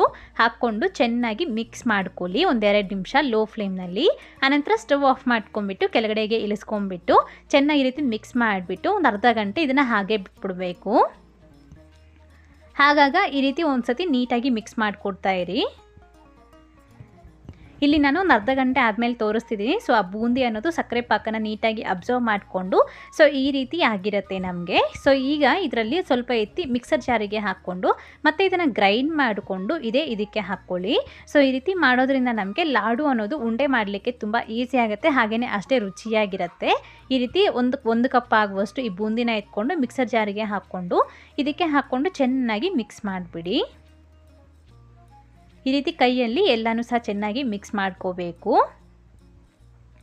ನೀಟಾಗಿ ಎಲ್ಲ ಮಿಕ್ಸ್ ಮಾಡ್ಕೊಂಡಿದ ನಂತರ ನಿಮಗೆ ಯಾವ ಸೈಜಿಗೆ ಬೇಕೋ ಆ ಸೈಜಿಗೆ ಉಂಡೆಗಳನ್ನು ಮಾಡ್ಕೊಳ್ಬೇಕಾಗತ್ತೆ. ಇನ್ನೂ ಉಂಡೆ ಮಾಡಲಿಕ್ಕೆ ಆಗ್ತಾ ಇಲ್ಲ, ಸ್ವಲ್ಪ ತೆಳುವಾಗಿದೆ ಅನ್ನೋದಾದರೆ ಇನ್ನೂ ಒಂದು 10-15 ನಿಮಿಷ ಹಾಗೆ ಬಿಟ್ಬಿಡಿ. ಆನಂತರ ಇದನ್ನು ಉಂಡೆ ಮಾಡಿಕೊಂಡ್ರೆ ಒಳ್ಳೆ ಸೂಪರಾಗಿ ನಮಗೆ ಈ ಲಡ್ಡು ಅನ್ನೋದು ರೆಡಿ ಆಗಿಬಿಡುತ್ತೆ, ಸಖತ್ತಾಗಿ ಬರುತ್ತೆ. ಒಮ್ಮೆ ಖಂಡಿತ ಟ್ರೈ ಮಾಡಿ ನೋಡಿ. ಈ ಬೂಂದಿ ಲಾಡುಗೆ ನಾವು ಪಾಕ ತೆಕ್ಕೊಂಡಿದ್ವಲ್ಲ, ಸೊ ಅದಕ್ಕಿಂತ ಇನ್ನೂ ಸ್ವಲ್ಪ ಜಾಸ್ತಿ ಪಾಕ ತೆಕ್ಕೊಂಡ್ರೆ ನಮಗೆ ಸ್ವೀಟ್ ಬೂಂದಿ ರೆಡಿ ಆಗುತ್ತೆ. ಅಷ್ಟೇ, ತುಂಬಾ ಟೇಸ್ಟಿಯಾಗಿರುವಂಥ ಬೂಂದಿ ಲಾಡು ರೆಡಿಯಾಗಿದೆ. ಈ ರೀತಿ ಮಾಡಿಕೊಂಡು ಒಂದು ಏರ್ಟೈಟ್ ಬಾಕ್ಸ್ಗೆ ಹಾಕಿ ಇಟ್ಕೊಂಡ್ರೆ 15 to 20 ಡೇಸ್ ಫ್ರೆಶ್ ಆಗಿರ್ತವೆ. ಹಾಗೆ ಈ ರೀತಿ ಲಾಡುಸ್ ಎಲ್ಲನೂ ಮಾಡಿದಾದ್ಮೇಲೆ ಒಂದು ಅರ್ಧ ಗಂಟೆ ಇದನ್ನು ಹಾಗೆ ಬಿಟ್ಟು ಆನಂತರ ಇದನ್ನು ಒಂದು ಏರ್ಟೈಟ್ ಬಾಕ್ಸ್ಗೆ ಹಾಕಿ ಇಟ್ಕೊಳ್ಳಿ. ಜಾಸ್ತಿ ಹೊತ್ತು ಹಾಗೆ ಬಿಟ್ಬಿಟ್ರೆ ಮೇಲ್ಗಡೆ ಒಣಗ್ದಂಗೆ ಆಗಿಬಿಡುತ್ತೆ, ಸರಿಯಾಗಿರೋದಿಲ್ಲ. ನೋಡಿದ್ರಲ್ವಾ, ನೋಡ್ತಾ ಇದ್ರೆ ತಿನ್ಬೇಕು ಅಂತ ಅನ್ಸೋ ರೀತಿ ಈ ಬೂಂದಿ ಲಾಡು ಅಂತೂ ರೆಡಿ ಆಗ್ಬಿಟ್ಟಿದೆ. ಈಗ ನೆಕ್ಸ್ಟ್ ಆಗಿ ಜಿರೋಟಿ ಸ್ವೀಟ್ ನ ಹೇಗ್ ಮಾಡ್ಕೊಳ್ಳೋದು ಅಂತ ನೋಡೋಣ. ಫಸ್ಟ್ ಆಗಿ ಸ್ವೀಟ್ ಮಾಡ್ಕೊಳ್ಳೋದಕ್ಕೆ ಒಂದು ಮಿಕ್ಸಿಂಗ್ ಬೌಲ್ ತಗೊಂಡದ್ರಲ್ಲಿ ಯಾವುದಾದ್ರೂ ಒಂದು ಕಪ್ಪಲ್ತೇನಲ್ಲಿ 2 ಕಪ್ನಷ್ಟು ಚಿರೋಟಿ ರವೆನ ಹಾಕೊಳ್ಳಿ, ಸಣ್ಣ ರವೆ. ಈ ಮೆಜರ್ಮೆಂಟ್ಗೆ ನಮಗೆ ಇಲ್ಲಿ ಒಂದು 14 ಚಿರೋಟಿ ಆಗುತ್ತೆ. ಸೊ ನೋಡಿಕೊಂಡು ಕ್ವಾಂಟಿಟಿನ ಜಾಸ್ತಿ ಅಥವಾ ಕಡಿಮೆ ಮಾಡ್ಕೊಳ್ಳಿ. ಈಗ ಮತ್ತೆ ಇದಕ್ಕೆ 3 ಟೇಬಲ್ ಸ್ಪೂನ್ ಆಗುವಷ್ಟು ರೂಮ್ ಟೆಂಪರೇಚರಲ್ಲಿರೋ ಬೆಣ್ಣೆನ ಹಾಕೋಬೇಕಾಗತ್ತೆ. ಸ್ವಲ್ಪ ಸಾಫ್ಟ್ ಆಗಿರೋದು ಬೆಣ್ಣೆನ ಹಾಕ್ಕೊಳ್ಳಿ. ಹೀಗೆ ರವೆ ಹಾಗೆ ಬೆಣ್ಣೆ ಚೆನ್ನಾಗಿ ಬೆರೆಯೋ ಹಾಗೆ ನಾವು ಕೈಯಲ್ಲಿ ಸ್ವಲ್ಪ ರವೆನ ಚೆನ್ನಾಗಿ ರಬ್ ಮಾಡ್ತಾ ಮಿಕ್ಸ್ ಮಾಡ್ಕೋಬೇಕು. ಈ ಬೆಣ್ಣೆ ಪೂರ್ತಿಯಾಗಿ ನಮಗೆ ರವೆಗೆ ಚೆನ್ನಾಗಿ ಹಿಡಿಬೇಕು. ನೀವಿಲ್ಲಿ ಬೆಣ್ಣೆ ಬದಲಾಗಿ ತುಪ್ಪ ಕೂಡ ಯೂಸ್ ಮಾಡ್ಕೊಳ್ಬೋದು. ಈ ರೀತಿ ನಾನಿಲ್ಲಿ ಚೆನ್ನಾಗಿದ್ದನ್ನ ಮಿಕ್ಸ್ ಮಾಡ್ಕೊಂಡಿದ್ದೀನಿ. ರವೆ ಕೂಡ ಸ್ವಲ್ಪ ಮಾಯಿಸ್ಟ್ ಕನ್ಸಿಸ್ಟೆನ್ಸಿಗೆ ಬಂದಿದೆ. ಸೊ ಹೀಗೆ ಇದಕ್ಕೆ ಒಂದು 3/4 ಕಪ್ನಷ್ಟು ನೀರನ್ನ ಒಂದು ಸ್ವಲ್ಪನೇ ಹಾಕ್ಕೊಳ್ತಾ ಮಿಕ್ಸ್ ಮಾಡ್ಕೊಳ್ಳಿ. ಚೆನ್ನಾಗಿ ರವೆನ ಕೈಯಲ್ಲಿ ಸ್ವಲ್ಪ ಪ್ರೆಸ್ ಮಾಡ್ತಾ ಮಿಕ್ಸ್ ಮಾಡ್ಕೋಬೇಕಾಗತ್ತೆ. ಈ ರೀತಿ ಮೊದಲು ನಾನಿಲ್ಲಿ ಒಂದು 1/4 ಕಪ್ನಷ್ಟು ನೀರನ್ನ ಹಾಕ್ಕೊಂಡು ಮಿಕ್ಸ್ ಮಾಡ್ಕೊಂಡಿದ್ದೀನಿ. ನೋಡಿ, ಸ್ವಲ್ಪ ಗಟ್ಟಿಯಾಗಿದೆ ಅಲ್ವಾ. ಸೊ ಅದಕ್ಕೋಸ್ಕರ ನಾನಿಲ್ಲಿ ಮತ್ತೆ ಇನ್ನು ಸ್ವಲ್ಪ ನೀರನ್ನ ಹಾಕ್ಕೊಂಡು ಚೆನ್ನಾಗಿ ಸ್ಮೂತ್ ಕನ್ಸಿಸ್ಟೆನ್ಸಿಗೆ ಡೌನ ರೆಡಿ ಮಾಡ್ಕೋಬೇಕಾಗತ್ತೆ. ರವೆ ಆಗಿರೋದ್ರಿಂದ ನಮಗೆ ಸ್ವಲ್ಪ ವಾಟರ್ನ ಅಬ್ಸರ್ವ್ ಮಾಡ್ಕೊಳ್ಳುತ್ತೆ. ಸೊ ಅದಕ್ಕೋಸ್ಕರ ನೀರನ್ನ ನೋಡ್ಕೊಂಡು ಹಾಕ್ಕೊಂಡು ಮಿಕ್ಸ್ ಮಾಡಿಕೊಂಡು ಈ ರೀತಿ ಸ್ವಲ್ಪ ಸಾಫ್ಟಾಗಿ ಹಿಟ್ಟನ್ನ ಕಲಿಸ್ಕೋಬೇಕು. ಈ ಹದಕ್ಕೆ ಹಿಟ್ಟು ಕಲಿಸ್ಕೊಳೋದಕ್ಕೆ ನನಗಿಲ್ಲಿ 1 ಕಪ್ಪಷ್ಟು ನೀರು ಯೂಸ್ ಆಗಿದೆ. ಸೊ ನೋಡಿಕೊಂಡು ನೀರನ್ನ ಹಾಕ್ಕೊಂಡು ಮಿಕ್ಸ್ ಮಾಡ್ಕೊಳ್ಳಿ. ಈ ರೀತಿ ಸಾಫ್ಟಾಗಿ ನಮಗೆ ಹಿಟ್ಟು ಅನ್ನೋದು ಇರಬೇಕು. ಚಪಾತಿ ಹಿಟ್ಟನ್ನ ಅದಕ್ಕೆ ಕಲಿಸ್ಕೊಂಡ್ರೆ ಕರೆಕ್ಟಾಗಿ ಸರಿ ಹೋಗುತ್ತೆ. ಸೊ ಈಗ ಮತ್ತೆ ಅದ್ರ ಮೇಲೆ ಒಂದು ಪ್ಲೇಟ್ನ ಹಾಕಿಬಿಟ್ಟು ಒಂದು 15 ನಿಮಿಷ ಇದಕ್ಕೆ ರೆಸ್ಟ್ ಕೊಟ್ಬಿಡೋಣ. ಹಿಟ್ಟು ಅನ್ನೋದು ನಮಗೆ ಚೆನ್ನಾಗಿ ನೆನೆಯುತ್ತೆ. ಇಷ್ಟರಲ್ಲಿ ನಾವು ಬೇರೆ ಪ್ರಾಸೆಸ್ ನೋಡ್ಕೊಳ್ಳೋಣ. ಈಗ ಮತ್ತೆ ಒಂದು ಸಣ್ಣ ಬೌಲ್ ತೊಗೊಂಡದ್ರಲ್ಲಿ ಅರ್ಧ ಕಪ್ಗಿಂತ ಸ್ವಲ್ಪ ಕಡಿಮೆ ಬೆಣ್ಣೆನ ಹಾಕ್ಕೊಳ್ಳಿ. ಇಲ್ಲಿ ನೀವು ಬೆಣ್ಣೆ ಬದಲಾಗಿ ತುಪ್ಪ ಕೂಡ ಯೂಸ್ ಮಾಡ್ಕೊಳ್ಬೋದು. ಮತ್ತು ಇದಕ್ಕೇನೆ ಒಂದು 2 ಟೇಬಲ್ ಸ್ಪೂನ್ ಆಗುವಷ್ಟು ಅಕ್ಕಿ ಹಿಟ್ಟನ್ನ ಹಾಕ್ಕೊಳ್ಳಿ. ಅಕ್ಕಿ ಹಿಟ್ಟು ಬದಲಾಗಿ ನೀವು ಇಲ್ಲಿ ಬೇಕು ಅಂತಂದರೆ ಮೈದಾ ಹಿಟ್ಟು ಕೂಡ ಉಪಯೋಗಿಸ್ಕೋಬೋದು. ಈಗ ಇದನ್ನ ವಿಸ್ಕರಲ್ಲಾಗಲಿ ಅಥವಾ ಸ್ಪೂನಲ್ಲಾಗಲಿ ಚೆನ್ನಾಗಿ ಮಿಕ್ಸ್ ಮಾಡ್ಕೋಬೇಕಾಗತ್ತೆ. ರೂಮ್ ಟೆಂಪರೇಚರಲ್ಲಿರೋ ಬೆಣ್ಣೆ ಆದರೆ ನಮಗೆ ಬೇಗನೆ ಮಿಕ್ಸ್ ಆಗಿಬಿಡತ್ತೆ. ಸೊ ಈ ರೀತಿ ಚೆನ್ನಾಗಿ ನಮಗೆ ಕ್ರೀಮಿಯಾಗಿ ಸಾಫ್ಟ್ ಟೆಕ್ಸ್ಚರ್ಗೆ ಬರಬೇಕು. ಸೊ ಈ ಥರ ರೆಡಿ ಆದಮೇಲೆ ಇದನ್ನ ಒಂದು ಪಕ್ಕಕ್ಕೆ ಇಟ್ಕೊಳ್ಳಿ. ಇದರಿಂದಾನೇ ನಮಗೆ ಚೆನ್ನಾಗಿ ಪದರವಾಗಿ ಚಿರೋಟಿ ಅನ್ನೋದು ಬರುತ್ತೆ. ಸೊ ನಮಗೆ ಸಾಟಿ ರೆಡಿ ಆದ ನಂತರ ಹೀಗೆ ಮತ್ತೆ ಒಂದು ಮಿಕ್ಸಿ ಜಾರ್ ತೊಗೊಂಡೋದಕ್ಕೆ ಅರ್ಧ ಕಪ್ನಷ್ಟು ಸಕ್ಕರೆನ ಹಾಕ್ಕೊಂಡು ಸಕ್ಕರೆನ ಚೆನ್ನಾಗಿ ಫೈನಾಗಿ ಪೌಡರ್ ಮಾಡ್ಕೋಬೇಕಾಗತ್ತೆ. ಈ ರೀತಿ ಸಕ್ಕರೆ ಪುಡಿ ಮಾಡಿದ್ದಾದಮೇಲೆ ಇದು ಕೂಡ ಒಂದು ಪಕ್ಕಕ್ಕೆ ಇಟ್ಕೊಳ್ಳಿ. ಇಷ್ಟು ಮಾಡೋಷ್ಟರಲ್ಲಿ ನಮಗೆ ಹಿಟ್ಟು ಕೂಡ ಚೆನ್ನಾಗಿ ನೆಂದಿರುತ್ತೆ. ನೋಡಿ ಈ ರೀತಿ ನಮಗೆ ಚೆನ್ನಾಗಿ ನೆಂದಿದೆ ಅಲ್ವಾ. ಇದನ್ನ ಇನ್ನೊಂದ್ಸಲಿ ಚೆನ್ನಾಗಿ ಮಿಕ್ಸ್ ಮಾಡ್ಕೊಂಡ್ಬಿಟ್ಟು ಹೀಗೆ ಇದನ್ನು ನಾವು ಒಂದು 6 ಪಾರ್ಟ್ಸ್ಗೆಲ್ಲ ಡಿವೈಡ್ ಮಾಡ್ಕೊಂಡು ಇಟ್ಕೋಬೇಕಾಗತ್ತೆ. 5-6 ಪಾರ್ಟ್ಸ್ನ ಮಾಡ್ಕೊಳ್ಳಿ, ಅದಕ್ಕಿಂತ ಜಾಸ್ತಿ ಬೇಡ. ಸೊ ಈ ಸೈಜಲ್ಲಿ ನಾವು ಉಂಡೆಗಳನ್ನು ಮಾಡಿಕೊಂಡು ಇಟ್ಕೋಬೇಕಾಗತ್ತೆ. ಎಲ್ಲನೂ ಸಹ ಈಕ್ವಲ್ ಸೈಜ್ಗೆ ಮಾಡ್ಕೊಳ್ಳಿ. ನೋಡಿ ನಾನಿಲ್ಲಿ ಎಲ್ಲನೂ ಸಹ ಮಾಡಿ ಇಟ್ಕೊಂಡಿದ್ದೀನಿ. ಹೀಗೆ ಅದ್ರ ಮೇಲೆ ಒಂದು ಪ್ಲೇಟ್ನ ಮುಚ್ಚಿ ನಾನು ಪಕ್ಕಕ್ಕೆ ಇಟ್ಕೊಳ್ಳಿ. ಹೀಗೆ ಮತ್ತೆ ಉಡನ್ ಮನೆ ಮೇಲೆ ಸ್ವಲ್ಪ ಮೈದಾ ಹಿಟ್ಟನ್ನ ಹಾಕ್ಕೊಂಡು ಈಗ ಒಂದೊಂದಾಗಿ ಉಂಡೆನ ತಗೊಂಡು ನಾವು ಸ್ವಲ್ಪ ತಿನ್ನಾಗಿ ಶೀಟ್ನ ರೆಡಿ ಮಾಡ್ಕೋಬೇಕಾಗತ್ತೆ. ತುಂಬ ದಪ್ಪ ಬೇಡ, ಹಾಗೆಯೇ ತುಂಬ ಸಣ್ಣ ಕೂಡ ಬೇಡ, ಸ್ವಲ್ಪ ಮೀಡಿಯಮ್ ಆಗಿ ಇದನ್ನ ಲಟ್ಟಿಸಿ ಇಟ್ಕೋಬೇಕು. ಮೈದಾ ಹಿಟ್ಟು ಸ್ವಲ್ಪನೇ ಹಾಕ್ಕೊಳ್ತಾ ನಿಮ್ಗೆ ಎಷ್ಟು ಬೇಕೋ ಅಷ್ಟು ನೋಡಿಕೊಂಡು ನಾವು ಇದನ್ನ ಲಟ್ಸ್ಕೋಬೇಕಾಗತ್ತೆ. ಸೊ ನೋಡಿ ಈ ರೀತಿ ತಿನ್ ಶೀಟ್ನ ರೆಡಿ ಮಾಡ್ಕೊಂಡಿದ್ದನ್ನ ಪಕ್ಕಕ್ಕೆ ಇಟ್ಕೊಳ್ಳಿ. ಸೇಮ್ ಇದೇ ರೀತಿ ನಾವು 6 ಶೀಟ್ಸ್ನ ರೆಡಿ ಮಾಡ್ಕೊಂಡು ಇಟ್ಕೋಬೇಕಾಗತ್ತೆ. ಹೀಗೆ ಮತ್ತೆ ಇನ್ನೊಂದು ದೊಡ್ಡ ಉಡನ್ ಮನೆ ಮೇಲೆ ಸ್ವಲ್ಪ ಮೈದಾ ಹಿಟ್ಟನ್ನ ಹಾಕಿಬಿಟ್ಟು ಈ ರೀತಿ ಒಂದು ಶೀಟ್ನ ಹಾಕಿಬಿಟ್ಟು ಅದ್ರ ಮೇಲೆ ನಾವು ರೆಡಿ ಮಾಡಿ ಇಟ್ಕೊಂಡಿರೋ ಈ ಬಟರ್ ಮಿಕ್ಸರ್ ಇದೆಯಲ್ಲ ಅದೆಲ್ಲನೂ ಎಷ್ಟು ಬೇಕು ಅಂತ ನೋಡಿಕೊಂಡು ಅಷ್ಟನ್ನ ಎತ್ಕೊಂಡು ಈ ರೀತಿ ನಾವು ನೀಟಾಗಿ ಅಪ್ಲೈ ಮಾಡಬೇಕಾಗತ್ತೆ. ಆ ಶೀಟ್ ಫುಲ್ಲಾಗಿ ಈ ಬಟರ್ ಮಿಕ್ಸರ್ನ ಅಪ್ಲೈ ಮಾಡಿ ಅದಾದಮೇಲೆ ಈಗ ಮತ್ತೆ ಇನ್ನೊಂದು ಶೀಟ್ನ ಎತ್ಕೊಂಡು ಅದ್ರ ಮೇಲೆ ಹಾಕಿಬಿಟ್ಟು ಈಕ್ವಲ್ ಆಗಿ ಸ್ಪ್ರೆಡ್ ಮಾಡ್ಕೊಳ್ಳಿ. ಹೀಗೆ ಮತ್ತೆ ಈ ಶೀಟ್ ಮೇಲೆ ಕೂಡ ಈ ಬಟರ್ ಮಿಕ್ಸರ್ನ ನೀಟಾಗಿ ಅಪ್ಲೈ ಮಾಡ್ಕೋಬೇಕು. ಸೊ ಇದೇ ರೀತಿ 6 ಶೀಟ್ಸ್ ಕೂಡ ರೆಡಿ ಮಾಡ್ಕೋಬೇಕಾಗತ್ತೆ. ಕೊನೆಯದಾಗಿ ಅದ್ರ ಮೇಲೆ ಕೂಡ ಸ್ವಲ್ಪ ಬಟರ್ ಮಿಕ್ಸರ್ನ ಅಪ್ಲೈ ಮಾಡ್ಕೊಳ್ಳಿ. ಈ ಬೆಣ್ಣೆ ಮಿಕ್ಸರ್ ಸಾಕಾಗಿಲ್ಲ ಅಂದರೆ ನೀವು ಇನ್ನೂ ಸ್ವಲ್ಪ ಮಾಡ್ಕೊಳ್ಬೇಕಾಗತ್ತೆ. ಸೊ ನೋಡಿ ಇದೇ ರೀತಿ ನಾನು 6 ಶೀಟ್ಸ್ನ ರೆಡಿ ಮಾಡಿ ಇಟ್ಕೊಂಡಿದ್ದೀನಿ. ಈಗ ಒಂದು ಕಡೆಯಿಂದ ನಾವು ಟೈಟಾಗಿ ರೋಲ್ ಮಾಡ್ಕೊಳ್ತಾ ಬರಬೇಕು. ಸೊ ಈ ರೀತಿ ವಿಡಿಯೋದಲ್ಲಿ ಕಾಣಿಸ್ದಾಗೆ ಇದನ್ನ ನೀಟಾಗಿ ರೋಲ್ ಮಾಡ್ಕೊಳ್ತಾ ಬನ್ನಿ. ಸ್ವಲ್ಪ ಟೈಟಾಗಿ ರೋಲ್ ಮಾಡಬೇಕಾಗತ್ತೆ. ಈ ರೀತಿ ಇದನ್ನ ಸ್ವಲ್ಪ ಟೈಟಾಗಿ ರೋಲ್ ಮಾಡ್ಕೊಂಡಿದ್ದಾದಮೇಲೆ ಹೀಗೆ ಮತ್ತೆ ಸಿಲಿಂಡ್ರಿಕಲ್ ಶೇಪ್ಗೆ ಸ್ವಲ್ಪ ಉದ್ದಕ್ಕೆ ಇದನ್ನ ಮಾಡ್ಕೊಳ್ಳಿ. ಈ ರೀತಿ ಸ್ವಲ್ಪ ಲಾಂಗ್ ಆಗಿ ಇದನ್ನ ಮಾಡ್ಕೊಂಡಿದ್ದಾದಮೇಲೆ ಸೆಂಟರ್ಗೆ ಕಟ್ ಮಾಡ್ಕೊಂಬಿಟ್ಟು ಮತ್ತೆ ಈ ರೀತಿ ಸ್ವಲ್ಪ ಥಿಕ್ ಸ್ಲೈಸ್ ಆಗಿ ನಾವು ಇದನ್ನ ಕಟ್ ಮಾಡ್ಕೋಬೇಕು. ಈ ರೀತಿ ಎಲ್ಲನೂ ಸಹ ಕಟ್ ಮಾಡ್ಕೊಂಡಿದ್ದೀನಿ. ನೋಡಿ ನಮಗೆ ಎಷ್ಟು ಚೆನ್ನಾಗಿ ಲೇಯರ್ಸ್ ಅನ್ನೋದು ಬಿಡ್ತಾ ಬಂದಿದೆ ಅಲ್ವಾ. ಸೊ ಹೀಗಿನ್ನ ನಾವು ಸ್ವಲ್ಪ ತಟ್ಬಿಟ್ಟು ಫ್ಲ್ಯಾಟ್ ಮಾಡಿಕೊಂಡು ಎಣ್ಣೆಗೆ ಹಾಕಿ ಫ್ರೈ ಮಾಡ್ಕೊಳ್ಬೇಕಾಗತ್ತೆ. ಇದು ಫ್ಲ್ಯಾಟ್ ಮಾಡುವಾಗ ಕೂಡ ಅಷ್ಟೇ. ಸೊ ನೋಡಿ ಈ ವಿಡಿಯೋದಲ್ಲಿ ಕಾಣಿಸ್ದಾಗೆ ನಾವು ಇದನ್ನ ಫ್ಲ್ಯಾಟ್ ಮಾಡಬೇಕು. ಆಗಲೇ ನಮಗೆ ಚೆನ್ನಾಗಿ ಲೇಯರ್ಸ್ ಅನ್ನೋದು ಬಿಡುತ್ತೆ. ಇಲ್ಲಾಂದರೆ ನಮಗೆ ಇದು ಲೇಯರ್ಸ್ ಅನ್ನೋದು ಬಿಡೋದಿಲ್ಲ. ಹಾಗೆಯೇ ಇದನ್ನ ಈ ರೀತಿ ಫ್ಲ್ಯಾಟ್ ಮಾಡುವಾಗ ತುಂಬ ಓವರಾಗಿ ಪ್ರೆಸ್ ಮಾಡ್ತೀರಾ, ಸ್ವಲ್ಪ ನಿಧಾನವಾಗಿ ಇದನ್ನ ಪ್ರೆಸ್ ಮಾಡ್ಕೋಬೇಕು. ಈ ರೀತಿ ಸ್ವಲ್ಪ ತಪ್ಪಕ್ಕೆ ಇದನ್ನ ತಟ್ಬಿಟ್ಟು ಒಂದು ಪ್ಲೇಟಲ್ಲಿ ಹಾಕ್ಕೊಂಡು ಇಟ್ಕೊಳ್ಳಿ. ಇದೇ ರೀತಿ ಒಂದು 3ನ ಮಾಡಿ ಇಟ್ಕೊಂಡಿದ್ದೀನಿ. ಉಳಿದಿರೋದ ಮೇಲೆ ಒಣಗ್ತೀರಾ ಒಂದು ಬಟ್ಟೆ ಹಾಕಿ ಮುಚ್ಚಿರಬೇಕಾಗತ್ತೆ. ಒಣಗಿದ್ರೆ ನಮಗೆ ಅಷ್ಟು ಸರಿಯಾಗಿ ಬರೋದಿಲ್ಲ. ಆ ಲೇಯರ್ಸ್ ಯಾವ ಕಡೆಗಿರುತ್ತೋ ಆ ಕಡೆ ಮಾತ್ರ ನಾವು ಇದನ್ನ ಪ್ರೆಸ್ ಮಾಡ್ಕೋಬೇಕು. ಸೊ ಇದು ಮಾತ್ರ ಮಿಸ್ ಮಾಡೋದಕ್ಕೆ ಹೋಗಬೇಡಿ. ಈಗ ಮತ್ತೆ ನಾವು ಇದನ್ನ ಡೀಪ್ ಫ್ರೈ ಮಾಡ್ಕೋಬೇಕಾಗತ್ತೆ. ಅದಕ್ಕೋಸ್ಕರ ಆಯಿಲ್ನ ಮೀಡಿಯಮ್ ಆಗಿ ಹೀಟ್ ಮಾಡ್ಕೋಬೇಕು. ಆಯಿಲ್ ಸ್ವಲ್ಪ ಮೀಡಿಯಮ್ ಆಗಿ ಹೀಟ್ ಆದಮೇಲೆ ಗ್ಯಾಸ್ನ ಫುಲ್ ಕಡಿಮೆ ಉರಿ ಇಟ್ಕೊಂಡು ಈ ಎಣ್ಣೆಯಲ್ಲಿ ಒಂದನ್ನ ಹಾಕಿಬಿಟ್ಟು ಇದನ್ನ ಸ್ವಲ್ಪ ಮೇಲೆಗೆ ಬರೋ ತನಕ ಹಾಗೆ ಬಿಡಬೇಕು. ಸ್ವಲ್ಪ ಮೇಲೆಗೆ ಬರೋದಕ್ಕೆ ಸ್ಟಾರ್ಟ್ ಆದ ನಂತರ ಅದ್ರ ಮೇಲೆ ಈ ರೀತಿ ಸೌಟಿನ ಸಹಾಯದಿಂದ ನಾವು ಆ ಬಿಸಿ ಎಣ್ಣೆನ ಅದ್ರ ಮೇಲೆ ಹಾಕ್ತಾ ಇರಬೇಕು. ಈ ಸ್ಟೆಪ್ನ ಮಾತ್ರ ಮಿಸ್ ಮಾಡದೆ ಮಾಡಬೇಕಾಗತ್ತೆ. ಈ ರೀತಿ ನಾವು ಆಯಿಲ್ ಹಾಕ್ತಾ ಇದ್ರೇ ಅದು ಚೆನ್ನಾಗಿ ಪದರವಾಗಿ ಬಿಟ್ಕೊಳ್ಳುತ್ತೆ. ಇಲ್ಲಾಂದರೆ ನಮಗೆ ಲೇಯರ್ಸ್ ಅನ್ನೋದು ಅಷ್ಟು ಸರಿಯಾಗಿ ಬಿಟ್ಕೊಳ್ಳಲ್ಲ. ಈ ರೀತಿ ನೋಡಿ ಎಣ್ಣೆನ ಹಾಕ್ತಾ ಇರಬೇಕು. ಈ ರೀತಿ ನಾವು ಚಿರೋಟಿಗಳನ್ನು ಫ್ರೈ ಮಾಡ್ಕೊಳೋವಾಗ ನಾವು ಒಂದೊಂದಾಗಿ ಫ್ರೈ ಮಾಡ್ಕೊಳ್ಬೇಕಾಗತ್ತೆ. ದೊಡ್ಡ ಬಾಣಲಿ ಆದರೆ ಒಂದು 2-3 ಆದರೂ ಮಾಡ್ಕೊಳ್ಬೋದು. ಈ ರೀತಿ ನೋಡಿ ಚೆನ್ನಾಗಿ ಲೇಯರ್ಸ್ ಎಲ್ಲನೂ ಬಿಟ್ಕೊಂಡಿದೆ ಅಲ್ವಾ. ಸೊ ಹೀಗೆ ಮತ್ತೆ ಇನ್ನೊಂದು ಕಡೆಗೆ ಟರ್ನ್ ಮಾಡಿಕೊಂಡು ಆ ಕಡೆ ಕೂಡ ಈ ರೀತಿ 1-2 ನಿಮಿಷ ಚೆನ್ನಾಗಿ ಆ ಬಿಸಿ ಎಣ್ಣೆನ ಹಾಕ್ತಾ ಇರಬೇಕು. ಒಂದು ಫ್ರೈ ಆಗೋದಕ್ಕೆ ನಮಗೆ ಅಟ್ಲೀಸ್ಟ್ ಒಂದು 5 ನಿಮಿಷ ತಗೊಳುತ್ತೆ. ಸೊ ನಿಧಾನವಾಗಿ ಕಡಿಮೆ ಊರಿನಲ್ಲಿ ಮಾತ್ರ ನಾವು ಇದನ್ನ ಫ್ರೈ ಮಾಡ್ಕೋಬೇಕಾಗತ್ತೆ. ಈ ರೀತಿ ಚೆನ್ನಾಗಿ ನಮಗೆ ಕ್ರಿಸ್ಪಿ ಆಗಿಬಿಟ್ಟು ಲೈಟ್ ಗೋಲ್ಡನ್ ಕಲರ್ ಬರುತ್ತೆ. ಹೀಗೆ ಇದನ್ನ ಎತ್ಕೊಂಡ್ಬಿಟ್ಟು ಇದನ್ನ ಉಗುರು ಬೆಚ್ಚಗೆ ಆಗೋ ತನಕ ಇದನ್ನ ಹಾಗೆ ಬಿಟ್ಬಿಡ್ಬೇಕಾಗತ್ತೆ. ತುಂಬ ಬಿಸಿ ಇದ್ದಾಗ ನಾವು ಅದ್ರ ಮೇಲೆ ಸಕ್ಕರೆ ಪುಡಿ ಹಾಕಿದ್ರೆ ಸಕ್ಕರೆ ಎಲ್ಲ ಕರಗಿಬಿಟ್ಟು ಇನ್ನೂ ಒಂಥರ ನೀರು ಹಾಕಿಬಿಡತ್ತೆ. ಸೊ ಅದಕ್ಕೋಸ್ಕರ ಸ್ವಲ್ಪ ಉಗುರು ಬೆಚ್ಚಗೆ ಆದಮೇಲೆ ಇದ್ರ ಮೇಲೆ ಸಕ್ಕರೆ ಪುಡಿನ ಹಾಕ್ಕೊಂಡ್ರೆ ಸಾಕು. ಈ ರೀತಿ ಸಕ್ಕರೆ ಪುಡಿ ಹಾಕ್ಕೊಂಡು ಇದನ್ನೆತ್ತು ಒಂದು ಪ್ಲೇಟ್ಗೆ ಹಾಕ್ಕೊಂಡು ಪಕ್ಕಕ್ಕೆ ಇಟ್ಕೊಳ್ಳಿ. ಸೇಮ್ ಇದೇ ವಿಧಾನದಲ್ಲಿ ನಾವು ನೆಕ್ಸ್ಟ್ ಎಲ್ಲ ಚಿರೋಟಿಗಳನ್ನು ಫ್ರೈ ಮಾಡ್ಕೊಳ್ಬೇಕಾಗತ್ತೆ. ಆಯಿಲ್ ಬಂದುಬಿಟ್ಟು ಮೀಡಿಯಮ್ ಹೀಟಲ್ಲಿರಬೇಕು, ಗ್ಯಾಸ್ ಬಂದುಬಿಟ್ಟು ಲೋ ಫ್ಲೇಮಲ್ಲಿರಬೇಕು. ಹಾಗೆಯೇ ಈ ರೀತಿ ಬಿಸಿ ಎಣ್ಣೆನ ಹಾಕ್ತಾ ಇರಬೇಕು. ಒಂದು ಕಡೆ ಚೆನ್ನಾಗಿ ಲೇಯರ್ಸ್ ಬಿಟ್ಟಿದ್ದಾದಮೇಲೆ ಇನ್ನೊಂದು ಕಡೆ ತಿರುಗಿಸ್ಕೊಂಡು ಆ ಕಡೆ ಕೂಡ ಬಿಸಿ ಎಣ್ಣೆನ ಹಾಕ್ತಾ ಇರಬೇಕು. ಈ ರೀತಿ ಒಂದು 5 ನಿಮಿಷ ಫ್ರೈ ಮಾಡಿದ್ದಾದಮೇಲೆ ಈ ಚಿರೋಟಿನ ಎತ್ಕೊಂಬಿಡಿ. ಜಾಸ್ತಿ ಬ್ರೌನ್ ಕಲರ್ ಬರಬಾರ್ದು. ಇದನ್ನ ಎತ್ಕೊಂಡು ಸ್ವಲ್ಪ ಉಗುರು ಬೆಚ್ಚಗೆ ಆದಮೇಲೆ ಅದ್ರ ಮೇಲೆ ಸಕ್ಕರೆ ಪುಡಿನ ಹಾಕಿಬಿಟ್ಟು ನಾವು ಇದನ್ನ ಎತ್ಕೊಂಡ್ಬಿಡ್ಬೇಕಾಗತ್ತೆ. ಅಷ್ಟೇ, ನಮಗೆ ಟೇಸ್ಟಿಯಾದ ಸ್ವೀಟ್ ರೆಸಿಪಿ ಚಿರೋಟಿ ರೆಸಿಪಿ ರೆಡಿ ಆಗೋಯ್ತು. ಇದನ್ನ ಬಾದಾಮ್ ಹಾಲ್ ಜೊತೆ ಸರ್ವ್ ಮಾಡ್ಕೊಳ್ಳಿ. ಬಾದಾಮ್ ಹಾಲ್ ವಿಡಿಯೋ ಆಲ್ರೆಡಿ ನಮ್ಮ ಚಾನಲ್ ಇದೆ, ಚೆಕ್ ಮಾಡಿ ನೋಡಿ. ನೆಕ್ಸ್ಟ್ ಆಗಿ ಈಗ ನಾವು ತುಂಬಾನೇ ಪರ್ಫೆಕ್ಟ್ ಆಗಿ ಮೈಸೂರು ಪಾಕ್ ರೆಸಿಪಿ ನೋಡ್ಕೊಳ್ಳೋಣ. ಸೊ ಫಸ್ಟಾಗಿ ನಾವು ಈ ರೆಸಿಪಿ ಮಾಡ್ಕೊಳ್ಳೋದಕ್ಕೋಸ್ಕರ ನಾವು ಟ್ರೇನ ರೆಡಿ ಮಾಡಿ ಇಟ್ಕೊಳ್ಬೇಕಾಗತ್ತೆ. ಈ ರೀತಿ ನೋಡಿ ಸ್ವಲ್ಪ ಡೀಪ್ ಆಗಿರೋವಂಥದ್ದು ಒಂದು ಟ್ರೇ ತಗೊಳ್ಬೇಕು, ಅಥವಾ ಈ ರೀತಿ ಒಂದು ಸ್ಟೀಲ್ ಕ್ಯಾರೇಜ್ ಬಾಕ್ಸ್ ಇರುತ್ತಲ್ವ, ಸೊ ಅದಾದರೂ ತಗೊಳ್ಬೋದು. ಯಾವುದಾದ್ರೂ ಒಂದನ್ನು ತಗೊಂಡು ಅದಕ್ಕೆ ಸ್ವಲ್ಪ ತುಪ್ಪನ ಗ್ರೀಸ್ ಮಾಡಿಬಿಟ್ಟು ಸೌರಿ ಇಟ್ಕೊಳ್ಳಿ. ಹೀಗೆ ನೆಕ್ಸ್ಟ್ ಸ್ಟೆಪ್ ಬಂದುಬಿಟ್ಟು ನಾವು ಬ್ಯಾಟರ್ನ ಕಲಿಸ್ಕೋಬೇಕು. ಸೊ ಅದಕ್ಕೋಸ್ಕರ ಮೇಯ್ನಾಗಿ ನಾವು ಈ ರೀತಿ ನೋಡಿ ಯಾವುದಾದ್ರೂ ಒಂದು ಕಪ್ಪಳತೆಯಲ್ಲಿ 1 ಕಪ್ ತಗೊಂಡು ಅದೇ ಕಪ್ಪಳತೆಯಲ್ಲಿ ಎಲ್ಲ ಮೆಸರ್ಮೆಂಟ್ಸು ತಗೊಳ್ಳಿ, ಕರೆಕ್ಟಾಗಿ ಬರುತ್ತೆ. ಹೀಗೆ ಈ ರೀತಿ ಸ್ವಲ್ಪ ಅಗ್ಲುಕ್ಕಿರೋದೊಂದು ಪ್ಲೇಟ್ ಆಗಲಿ ಅಥವಾ ಒಂದು ಪಾತ್ರೆ ಆಗಲಿ ತಗೊಂಡದ್ರಲ್ಲಿ ಸಣ್ಣದು ಒಂದು ಹಿಟ್ಟು ಜರಡಿ ಇಟ್ಕೊಳ್ಳಿ. ಸೊ ಹೀಗೆ ಈ ಕಪ್ಪಳತೆಯಲ್ಲಿ ನಾವು ಕಡಲೆ ಹಿಟ್ಟನ್ನ ಹಾಕ್ಕೊಳ್ಬೇಕಾಗತ್ತೆ. ಹಿಟ್ಟನ್ನ ಕಪ್ಪು ತುಂಬ ಪ್ರೆಸ್ ಮಾಡಿಬಿಟ್ಟು ಹಾಕ್ತೀರಾ. ಈ ರೀತಿ ವಿಡಿಯೋದಲ್ಲಿ ಕಾಣಿಸ್ದಾಗೆ 2 ಕಪ್ನಷ್ಟು ಕಡಲೆ ಹಿಟ್ಟನ್ನ ಹಾಕ್ಕೊಳ್ಳಿ. ಕಡಲೆ ಹಿಟ್ಟು ಬಂದುಬಿಟ್ಟು ಓಲ್ಡ್ ಸ್ಟಾಕ್ನ ತಗೊಳ್ಳೋದಕ್ಕೆ ಹೋಗ್ಬಿಟ್ಟು ಫ್ರೆಶ್ ಆಗಿರೋದನ್ನ ತಗೊಳ್ಳಿ. ಹೀಗೆ ಹಿಟ್ಟನ್ನ ಚೆನ್ನಾಗಿ ಫೈನಾಗಿ ನಾವು ಜರಡಿ ಹಿಡ್ಕೋಬೇಕಾಗತ್ತೆ.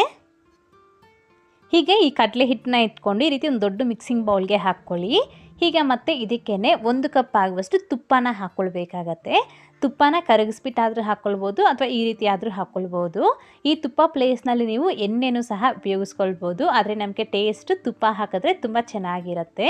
ಸೊ ನೀವು ಬೇಕು ಅಂತಂದರೆ ಅರ್ಧ ತುಪ್ಪ ಹಾಗೆ ಅರ್ಧ ಎಣ್ಣೆ ಆದರೂ ಮಿಕ್ಸ್ ಮಾಡಿ ಹಾಕ್ಕೊಳ್ಬೋದು. ಸೊ ನಿಮ್ಗೆ ಯಾವ ಥರ ಇಷ್ಟ ಇದ್ದರೆ ನೀವು ಆ ಥರ ಮಾಡ್ಕೊಳ್ಬೋದು. ಸೊ ಈ ತುಪ್ಪ ಹಾಕ್ಕೊಂಡು ಚೆನ್ನಾಗಿ ಗಂಟುಗಳಿಲ್ದಾಗೆ ನಾವು ಚೆನ್ನಾಗಿ ಮಿಕ್ಸ್ ಮಾಡ್ಕೊಳ್ಬೇಕಾಗತ್ತೆ. ನಾನಿಲ್ಲಿ ಗಟ್ಟಿ ತುಪ್ಪ ಹಾಗೆ ಹಾಕ್ಕೊಂಡಿದ್ನಲ್ವ, ಸೊ ಅದಕ್ಕೋಸ್ಕರ ನನಗಿಲ್ಲಿ ಈ ರೀತಿ ಸ್ವಲ್ಪ ಹಿಟ್ಟು ಕೂಡ ಗಟ್ಟಿಯಾಗಿದೆ.